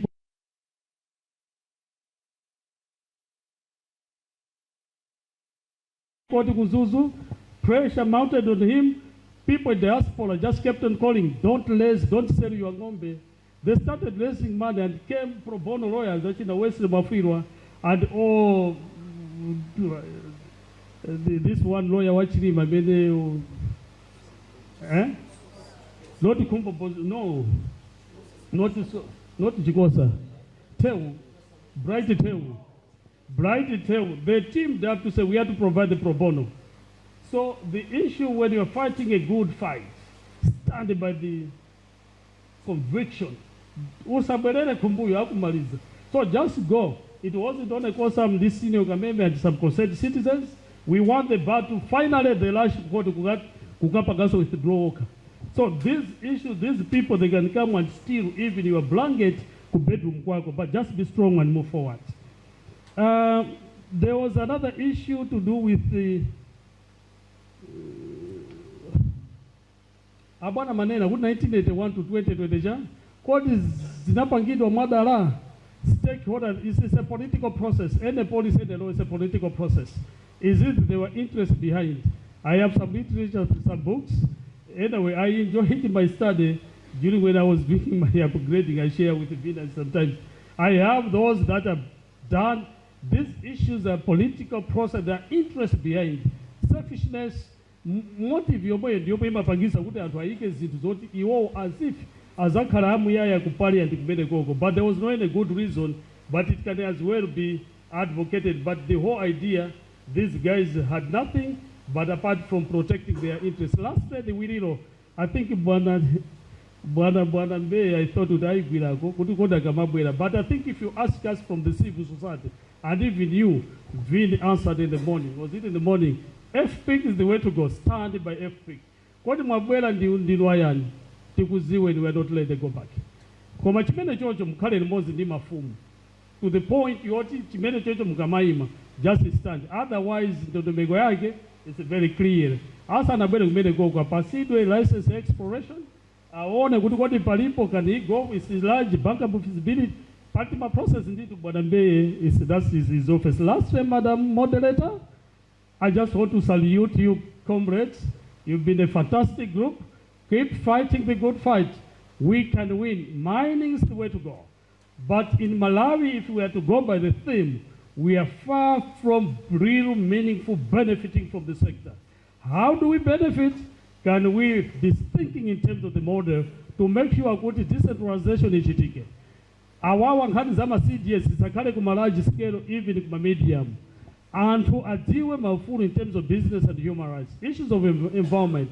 But at the end of the day, my protocols on how Bwana Mwalirino has also explained, that model, how best can our council continue benefiting apart from the ground level. Otherwise, Ngala, we salute you, keep training our SN. Awo oti kujoina ndikuti zinthu zonsezi mapeto ake tonse tizasangalala iye uchomeni. I think mau akumapeto akuzakhala nena kuti I think ma hours awa wataona kuti in this room there are so ma resources amphamvu kuti tili ndi anthu kuti they are knowledgeable, akuziwa zimene akutani akabayankhula ndi conviction, akuziwa zimene akutani akuyankhula. So ngata media fair we are offering a platform. Can't we continue engagement hii pa media space yomwe tili nayo kuti kama zophunzitsana inali zokambirana komano I think izangosintha kukhala noti ziphunzitso because there are so many things zimene sitibaziziwa tazizwira kuti momuna nde mwina titati tikuyamba ka wiki yamawa kumaphunzitsana mwina every week we have space kuti tivitize kumakambirana kumaphunzitsana tikamaza kumanaso chaka chamawa tizakhale kuti tosefe ndife ma expert and tikuyankhulana osati tikuphunzira kumvetsera. So I think that's what I would encourage kuti moving forward, maybe that's what should be the case kuti tizakhale tili pa page imodzi. Komanso mwina kupempha kwa ma organizers, I'm from the media, so from the organizers ndikuti mwina ma media products amaina kukhalapo pa nsonkhano ngati for example ndeti pamaina kukhala mwina ma leaflet ofotokoza za mining and the like. Komanso would have encouraged kuti mwina ma company kapena ma CSO amene ali mu mining amene akubweranso ndi what they are doing already kuti we should get a feel of what they are doing kuti tizitha kuchita track ndi kuchita follow zimene akutani akuchita. So mwina so moving forward as we are living mawa pa program pakuonesa kuti pakhala communicate. So apart from that communicate, sitikhalanso ndi media product ina package ina, like for example it can be an electronic copy of a newsletter capturing the key, the highlights of this event, and then we could distribute. It will be like our reference point. Tapanga is easy, and as we are moving, maybe this is the direction to go. So coming from the media background, maybe those are the things that I would expect. And the next year, if it will be there. Again, they could be an organization, but that pavilion showcasing what we are already doing. Could it actually harness our generator? So maybe those are some of the suggestions I would give for next year.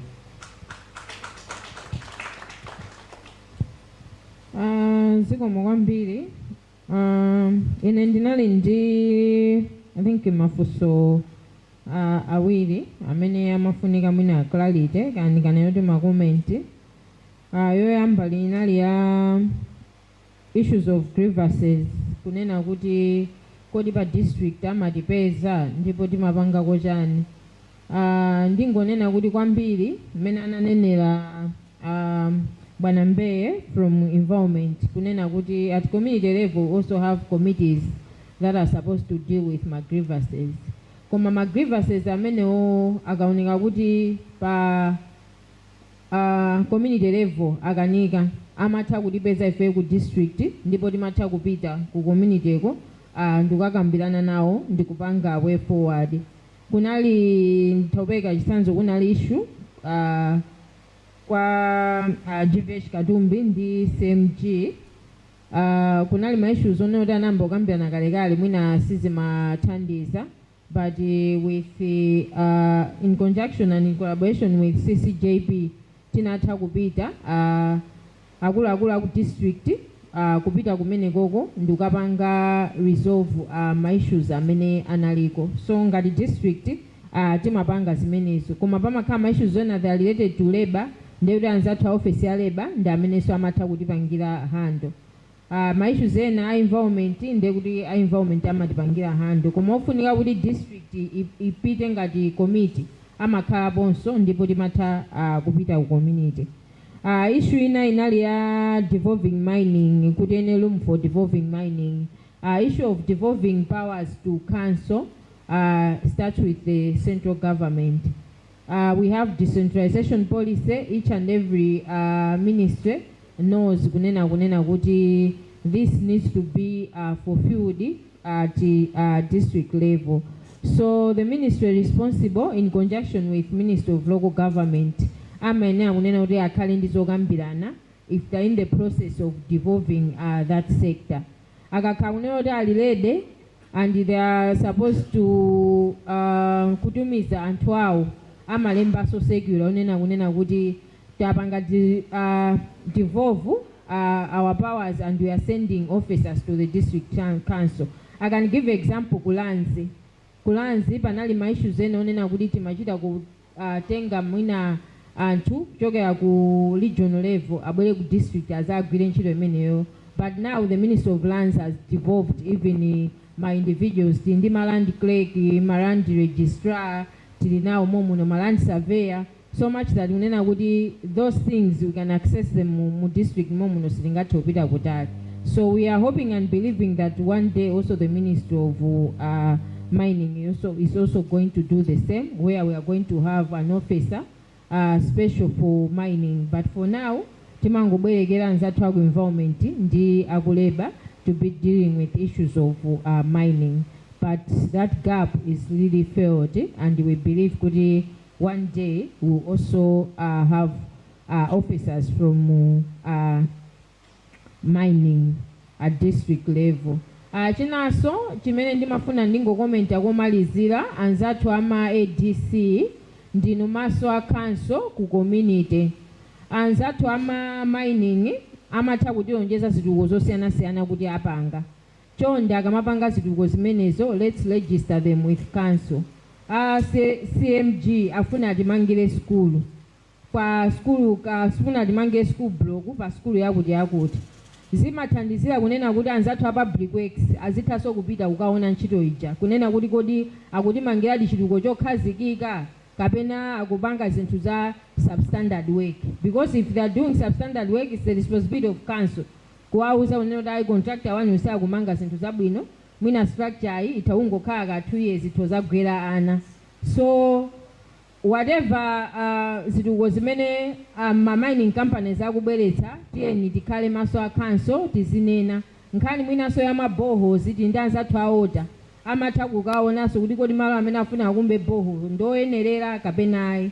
So we have my expertise onena kuti zitukuko zimene ma mining companies akubweretsa ngati council tiyena kunena kuti zitumizako ma experts athu a technical azitha kupita ndi kukapanga appreciate, komanso zimatithandizira kunena kuti we should keep track kunena kuti okay kwakuti kuchitika chitukuko chakuti kuti tikamapanga ma monitoring visits kapena tikamaona kunena kuti in terms of M&D kati nani kuti ma school block mu DDP muli 100 kodi takwanitsa amenewo kunena kuti ma school block amene apangidwa contribute nda mining onso ife tisaphonye koma azakhale nawo mu ndondomeko yonena kuti ifeyo takwaniritsa zinthu ngati zimenezozo. Zikomo kwambiri.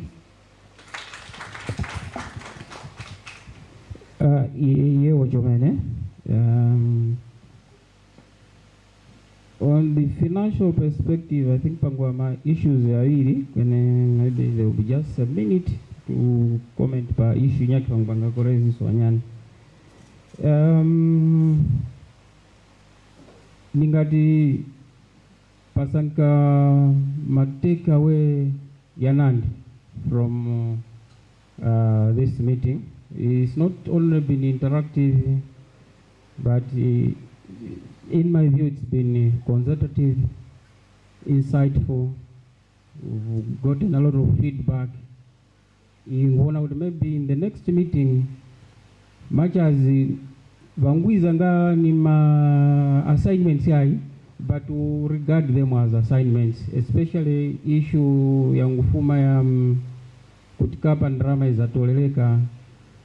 Kaso pali vichi chingalungura kuti is from mining revenue. This is what we do with the money.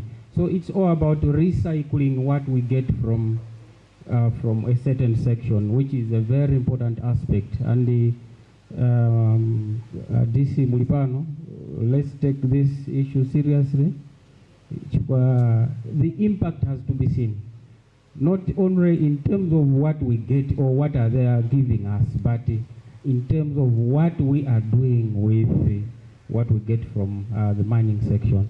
So I think by message in the comment that we take it seriously, then on our part, because Nasi so Tingapanga Epateka, we'll take it to policy makers and table it so that we see if we can have a deliberate bylaw. It pass a percentage, 10% or 20%. I was also expecting maybe from a community could have an interest for my figures nangupereka. I indicated that for indigenous number 2.5 per financial year. For multinational it's 5 million, like Rotas they're paying 5 million. So pali onre kasikizi awa wakulipira faithfully wanyake awa wakukwanisika cha. So I was expecting maybe with one who they are going to take us to task ka awanyake mukwa bekirira wakachipacha vichi wakumalizika cha what are the strategies of the one who wamalize ngongole zao. So the issue is what I wanted is maybe a plea to organizers, not a force. Maybe next time, please consider calling maybe my representatives. We begged at 3.5. They begged on the basis of COVID-19. We flexed it downwards to 2.5. Even the 2.5, they would like the council to go down further to 1.5.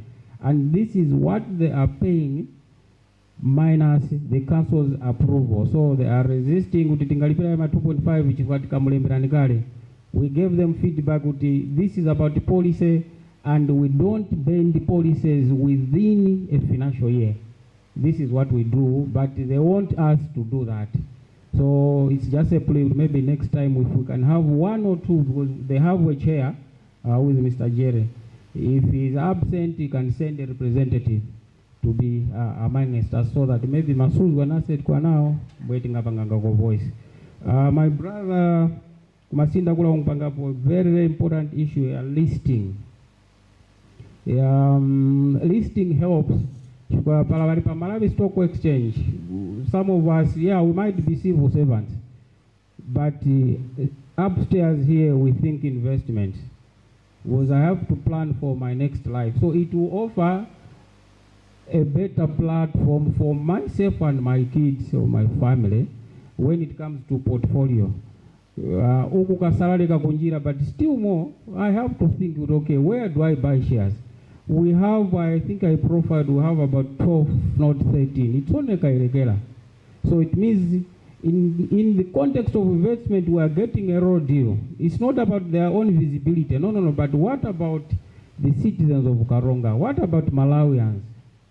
Are they owning a share of the company? So I think on this one, it's also a very important issue which was raised. Otherwise, this is what I had to comment on. Thank you.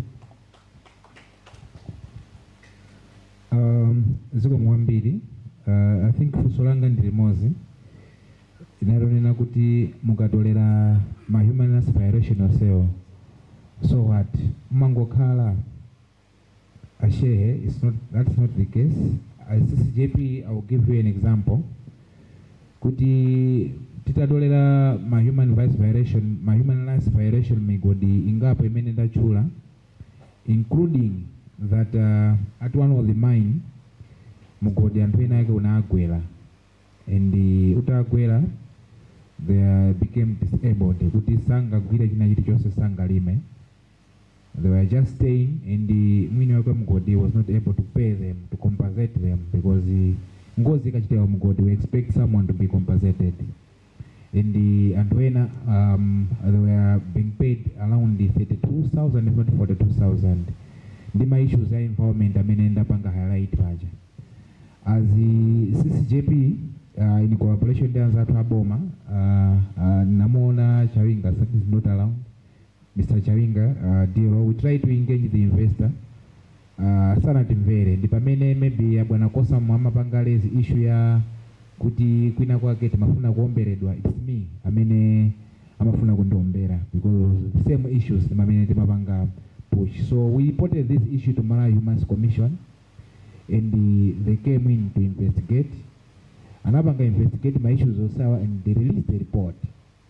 It was a good report because it was bringing together the investors and the CSOs, and also highlighting the role of the government. On the same issue, we reported my issues because my threat and my issues were appeared. Kuti mundu akuzote ndikuombera, then watawako, then usakumaneso nayo makazo opi. And we reported to police, mundu jamafuna kumanga, anatawira kwa America. I think for some time, then he came back and we resolved these issues. Wakati pa diocese ndi mundu yoko maso ndi boma, ngati nkhala pakati menali Malawi Human Rights Commission. So my issues ngati awawa, tikaona simungoti timangokhala nawo pasaya. But my issues ena regarding to labor, timapita ngati mena nenera khumbo ababa, we involve district labor office. Timavutisa kwambiri kupita ku office kwake pafupi. My issues are involvement. Khumbo is here, khumbo Mbeya. Tapita nayo ku field kwambiri ukasikizi kumeti kamba za ku CMG ukasanta takatupita nawo to show them kuti my issues timakamba kaja ma meeting aja ndi awawa, take action. So sitimakhala nawo basi. And on the same, I just wanted, because Khumbo also highlighted to say that ntchito panopa lamulo inasintha kuti ngati munthu akupanga open cast mining akuyenera kuti akamasamuka area akuyenera akwirire malo oyambirira aja. And I just want to remind him to say that ku Kasikizi is the same issue.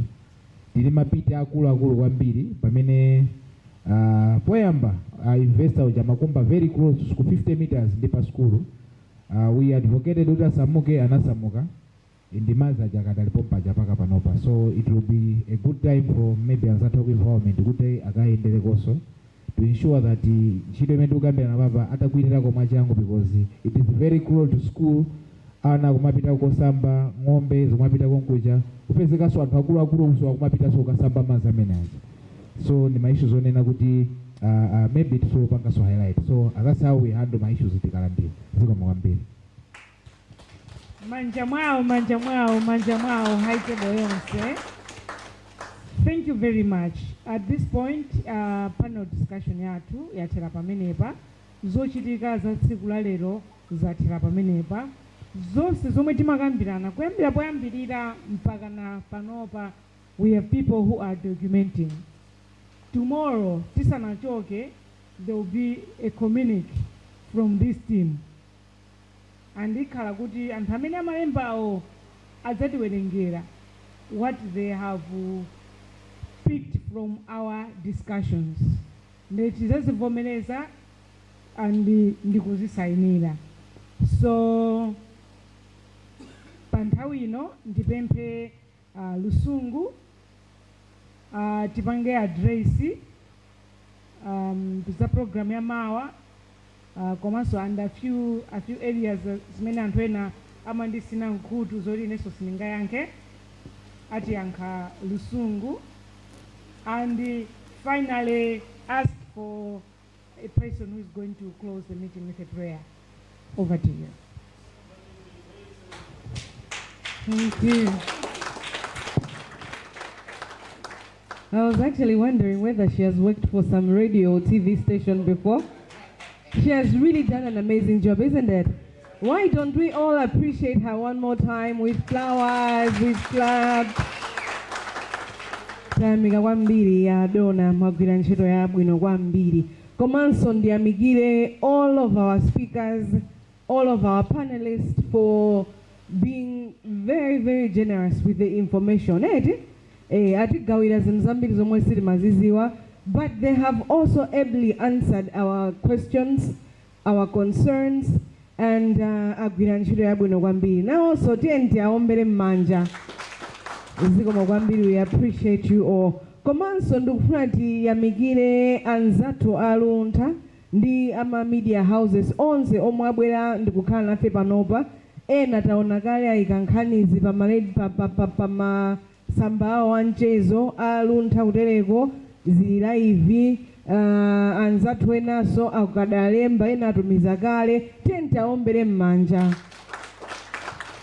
Komanso tiyamikire anzathu akumabungwe achipembedzo kapenanso machalichi omwe akhala nafe panopa kuyambira mmawa uja kuyenda nafe mpaka nthawi inoyo. Komanso nawonso agawana nafe makonsensi omwe ali nawo ku nkhani za migodi. Tenti aombere mmanja. Komanso ndifuna ndiyamikire azimayi omwe timavina limodzi pobwera kuno aja, nyimbo ya masintha inavuta kwambiri. Komanso that's not my point. My point is azimayi apanga contribute mafunso munomo ni mfundo soite. Chifukwa choti nawonso amakhala okhuzidwa kwambiri ndi nkhani za migodi. Tenti aombere mmanja. Ndikufuna ndipangenso recognize achinyamata omwe tachokera maforum osiyanasiyana, mwakhalanso pano mwafunsanso mafunso, komanso mwapereka nawo mfundo pa nkhani zimenezi. Tenti aomberenso mmanja. Komanso amabungwe osiyanasiyana omwe takhala limodzi panopa, ma CSOs,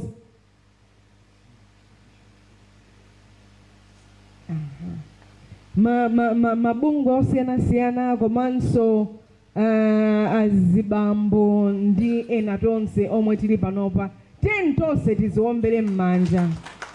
Komanso I would like to recognize kupezeka kwa senior wasambo amene tikumaliza nawo mambowu, tinayamba nawo mamauja, komanso ndinawo panopa. Tenti aombere mmanja. Zikomo kwambiri. Just to speak on a few things zomwe zafunsidwa kapena kuyankhulidwa zokhuzana ndi EAM as an organizer. Nkhani yoyamba ndi ya ma invitations kuma mining companies. Ndi nene ndithu kuti tinatumiza ma invitation kwa ma company angapo omwe ali ozungulira dera la kunoko. Ena ndi omwe abwerawa, ena anatumiza ma apology kuti sakwanitsa kubwera, ena atumizanso amanena kuti titumiza munthu akubwera ali munjira koma munthu sitinamuonebe mpaka na panopa. So mwina ni nkhani zonena kuti they may feel it's not a very safe space for them, but we understand kuti amene abwerawa atilemekeza and agawana nafe zomwe akanatha. Tukuyamikeni kwambiri. Mawa ndingoneneratu mawa, in fact Moses omwe timayeneka kukhala nayo ndakukasintha sinduzwa kuti sanabwere chifukwa chachani, koma mawa pa programu pali kuti tipita ku Kasantha. Ndiye kuti talandiranso kalata lero lomwenso kuti sitipita umeneko, koma instead tipita ku Kasikizi. Ndiye nthawi yonyamukira mawa ku Kasikizi ndikomwe tikulowera, and tizanyamukira pompano nthawi ya 9 o'clock pomwe tidzakhale ndi mayendedwe a tonse amene tidzafune kupita. Ndiye tizanyamukira pompano. In terms of dress code, amene tingathe kuti lero tavala kukachapa kunja kunkwadzuwa ndikuzavalanso yomwe mawa tikhoza kutero. Mawa tilibenso tisheti yachiwiri yoti tingagawane, koma ngati mukufuna kuvala chovala china zilinso kwa inu. Komano ndingopempha kuti mwina mbali ya nsapato tikavale nsapato zoti tikhoza kuyenda kupanga tuwa the facility mosavutikira. Ndiye pakambidwanso mafunso, pabwera mafunso ndi nkhani zosiyanasiyana. Ndingonenapo kuti mmene tikuchoka panopa mawa ndiye kuti zonse zomwe takambirana lero zija they are on record, both digital komanso anzathu amalemba. So as the MC said, we will have a communique yomwe tidzagawane panopa kuti mfundo zomwe tagwirizana ku mining Indawa inoyo ndi mfundo zake izi. Komanso kuonjezera pamenepo mu project iyi tili ndi after Indawa inoyo paja akyungu a Paramount atiuza kuti dzina lake kuno si Indawa, kuno ndi chani? So pano after Iwasa inoyo ndi mfundo zomwe takumanga ndikugwirizana. In the next 1-2 weeks tikhala ndi forum yomwe ili dialogue between ma investors komanso ma stakeholders osiyana-siyana. Tikhalanso tikugogoderani makamaka the key people okuti tizakhale nawo limodzi pa mkumano umenewu. So what we will use is zomwe takambirana panopazi. Mafunso omwe tafunsana panopa kuti kodi kayelekerayi panopa Lotus ikupanga production kapena commercial. Komanso mafunso ajamwe tili nawo atulukanso. Funso lija linabwera abwana yaku zachuma. Ngakhale mnenati simunafunse kuti kodi awo sakutolera ndalama zifukwa chani mpakana. Funso limeneyo linabwera mutasuntha pang'ono. Ndiye mafunso amene wawa onsewa kuti chifukwa chani simukulipirabe mpaka panopa. Tidzakhala kuti tikuzipanga present kutiko ku forum imeneyoyo ndiye ndiyamikire kwambiri. Komanso pambali pa chimene chocho all these issues zomwe takambirana panopazi we will be taking them to the national level. Yomwe idzakhale national Indawa and ikachitika ku Lilongwe chamu October la munomo. And it's my hope and belief kuti ena mwa ife tidzakapanga atendi ndikuwunikiranso ndikukambanso ndithu mfundo zomwe takambirana kunokozi. Ndiye in terms of mene akambira anzathu aku media tipitirizabe ndithu kugwirana ntchito limodzi mwakamba za product, media product. One of the things that we are doing is after this Iwasa tikayika mu newspaper. Poyambirira tinayiwala kupempha consent kuti tijambula malo munomo ndiye titajambulako zithunzi komanso zomwe timakamba ziyazapita pa air. Ndiye ndingopempha kuti mutilole poti zachitika kale kuti mutilole tipitirire ndi madongosolo amenewo. Ndiye kuti tizayika mu news pictorial focus ya Indawa inoyo ya Iwasa inoyo ndi komanso zinthu zina zomwe takambirana zikulu. I think going forward zomwe ndikanayankhako as organizers ndi zimenezonso. Chabenso kuti ndipange acknowledge kuti msonkhano taupanga limodzi ndi anzathu akuboma komanso ma civil society organizations angapo omwe tagwira nawo ntchito, and I would like to recognize them. Number 1 is Fooke, tentaombere m'manja. Komanso tinali limodzi ndi anzathu akufocus, tentaombere m'manja. Ena nalinda. Komanso ndipange acknowledge contribution yaikulu yomwe yachokera ku CCJP, tentaombere m'manja. Komanso anzathu executive ya Evangelical Association tentaombere m'manja. Komanso ndiyamikire kwambiri akuboma omwe tinali nawo mu komiti imeneyi kudzera mwa DPD, tentaombere m'manja. Pofika nthawi inoyo azimayi ndi azibambo amfumu ndi tonse olemekezeka ndikukuthokozani pansi pa mtima wanga kuchokera ku Evangelical Association of Malawi. Ndiye ndipempha abwana Innocent Kamanga omwe ali a regional manager a EAM Kunzuzu kuti azatitsekere ndi pemphero. Zikomo, Ambuye akudalitseni.